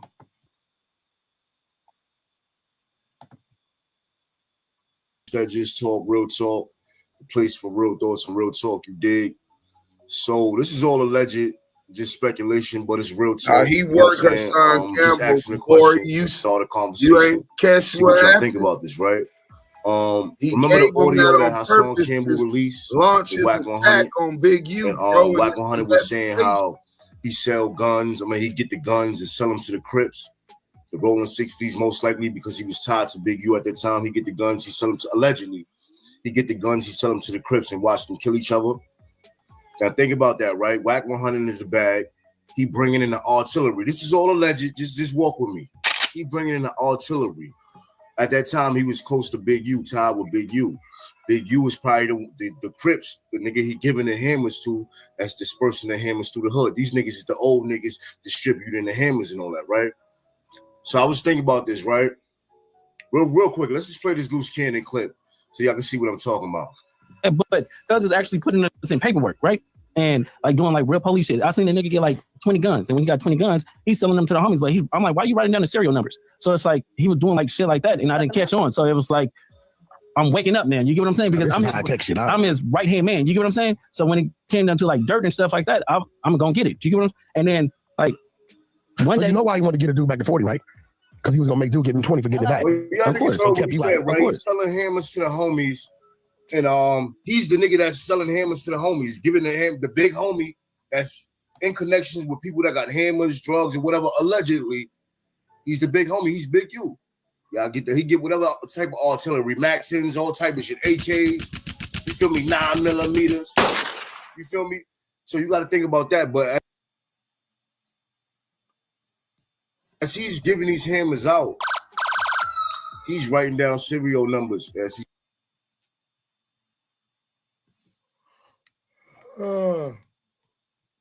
Scratching them off the guns, but he's still tying that gun to a serial number. You feel me? Even though he's scratching it off. All right, what I'm trying to get to is Eric Holder, right? This is a question. Could it be possible that the hammers that Eric Holder used, you know what I'm saying, to take Nipsey Hussle out, did he get those from Big U? Think about it. It wasn't a random thing. It was a whole setup. It was a whole come peep the scene. That's like to do the few steps and then spin this. You feel me? But he came peep the scene, bum ass nigga. Like let's be real here. Rick Holder is a bum ass nigga. So that's the crazy shit about that too, right? Because it's always a bum ass nigga. Always want to be fighting. Always want to be doing some. Oh, just like niggas a bum. That nigga was straight. I seen that nigga bandana around the neck type bum ass nigga. No shirt, belt, the baggy jeans, the rim around the jeans. The shit look. Come on, son. Dirty nigga. But anyway, you got that nigga right. He peeped the scene and all that, right? And then he goes back and probably go get the hammers that he was assigned to the hammers that he was assigned to use to take away Nipsey Hussle's life. I hope I said that right. But you get what I'm saying. The hammers that a nigga gave him, like, yo, these the hammers, blah, blah, blah, blah, we got you. They loaded up. You feel me? Them niggas might be strapped. But listen, go peep the scene first. I don't know. This is just a question. I don't want to put nothing on Big U and all that. But listen, WACK100, the bag, truck businesses, music business, Blueface. How that shit go? I forgot that. I don't even know that nigga music no more. That's crazy, right? Blueface. Anyway, he rocking with Big U heavy at the time. He said Big U was sleeping at his crib. Big U, WACK100 is on the phone with Hassan Campbell talking about, yeah, yo, I get the guns and sell them to the 60s. He didn't say the 60s. He said to the Crips. But who's the Crip that he's near? Y'all heard what the fuck? Excuse my language, man. Y'all heard what Los Cannon just said. Who's the Crip that he's giving the guns to, that he's selling it to the hood, to the Crips to? He didn't say he's selling it to the Pyrus, to the Bloods. He said he's selling it to the Crips. And Big U is the nigga that's selling the guns. Actually, the nigga selling the guns to the hood, scratching numbers off and writing down serial numbers. Let me let that play one more time. It's just a question, conversation. I get where I'm going here. Might not be breaking it down too well right now because the nigga just finished smoking a blunt. I'm gonna keep it real. But I get where I'm going with this one. No, you're not sounding good because first and foremost, you goofy as hell for even believing Loose Coochie Cannon, bro. You really believe he seen Big U scratching the numbers off of guns and selling the guns to the homies? I mean, writing down the numbers off the guns and selling guns to the homies. That's what you really believe, right? Let me see what we got. I think that should be it, man. We almost 3 hours in. We could cook tomorrow. It's already getting late. Hey, salute to everybody. Yeah, you want to say something before we go, bro? Man, just bro, the fact that this fucking rat came up in this fucking paperwork, bro. Nigga be running into niggas, meet niggas in the world, and you don't even know who you running into. Just on top of that, you got niggas like this dumbass nigga right here who talking about he believes Loose Coochie and he believes what, like, come on, bro. That's how you know if I tell you the truth, you won't believe the truth. But if I tell you a lie, you'll believe the lies. And then you gotta look at the credibility behind these individuals saying all of this stuff. That's how you know. People, you know he ain't no real street nigga. If he fell for that gang goofy shit. You on top of that, you know they can't be that like paperwork savvy. They can't be like street savvy, like just using their own discretion.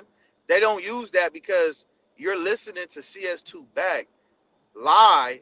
First he lie snitch in all the interviews, and then coerce, and then like he's saying it like he's like it's a confirmation. Like, so hey, so you mean to tell me, nephew, what you mean he gave you the 40 back? The 40 back for what? Oh, he was gonna. Yeah, that's all in the paperwork. He can't even get around that cooperating. He cooperating. First, he coerced Loose Cannon, made Adam bring Loose Cannon on the show so he could do just that. Then he corroborating information about the modus operandi, the way that Big U allegedly does robberies, bro, does extortion, bro, and that's what's in the paperwork. I don't know how they could argue against him snitching on that one. He had to even admit it when the New York nigga ran up on the 100 side and packed that nigga out. Nasty work, bro. But you want to say something to the rat nigga that you met before that you knew? Then he go click up. That nigga clicking up with Roddy Rich and Bird Vision, my nigga. Yeah. Well, the nigga, they for sure got Big U locked up. Yeah, that's a fact. He said that they been planned it. Papa Dirt, what up? Salute, fam. These out of town niggas in the imaginary mindset. Yeah, they don't understand the practical application of this gangster shit, bro. Eric Holder could have been Big U's best friend. It doesn't matter. That wasn't a hit. It was a crime of passion. Folks tried to smack up every nigga moving in that parking lot. He was hella mad. Yeah. Deuce exhausted. Appreciate you, King. Been handling business with this shit for real, for real. Y'all don't even know what I got for y'all, but it's definitely more on this Hip Hop Police series and breaking it all the way down. Hey, man, salute to everybody. If y'all didn't know, go on YouTube, run up that Yael section song. I put some money on my stones. They went to jail. I bought all his kid clothes. My nigga, like you say, we can't be over no fools. Every car out and drove. My day one and drove. Hit that like button on your way out. Let them know where they at, y'all. We gone. Damu, Kiwe, conversation. We out.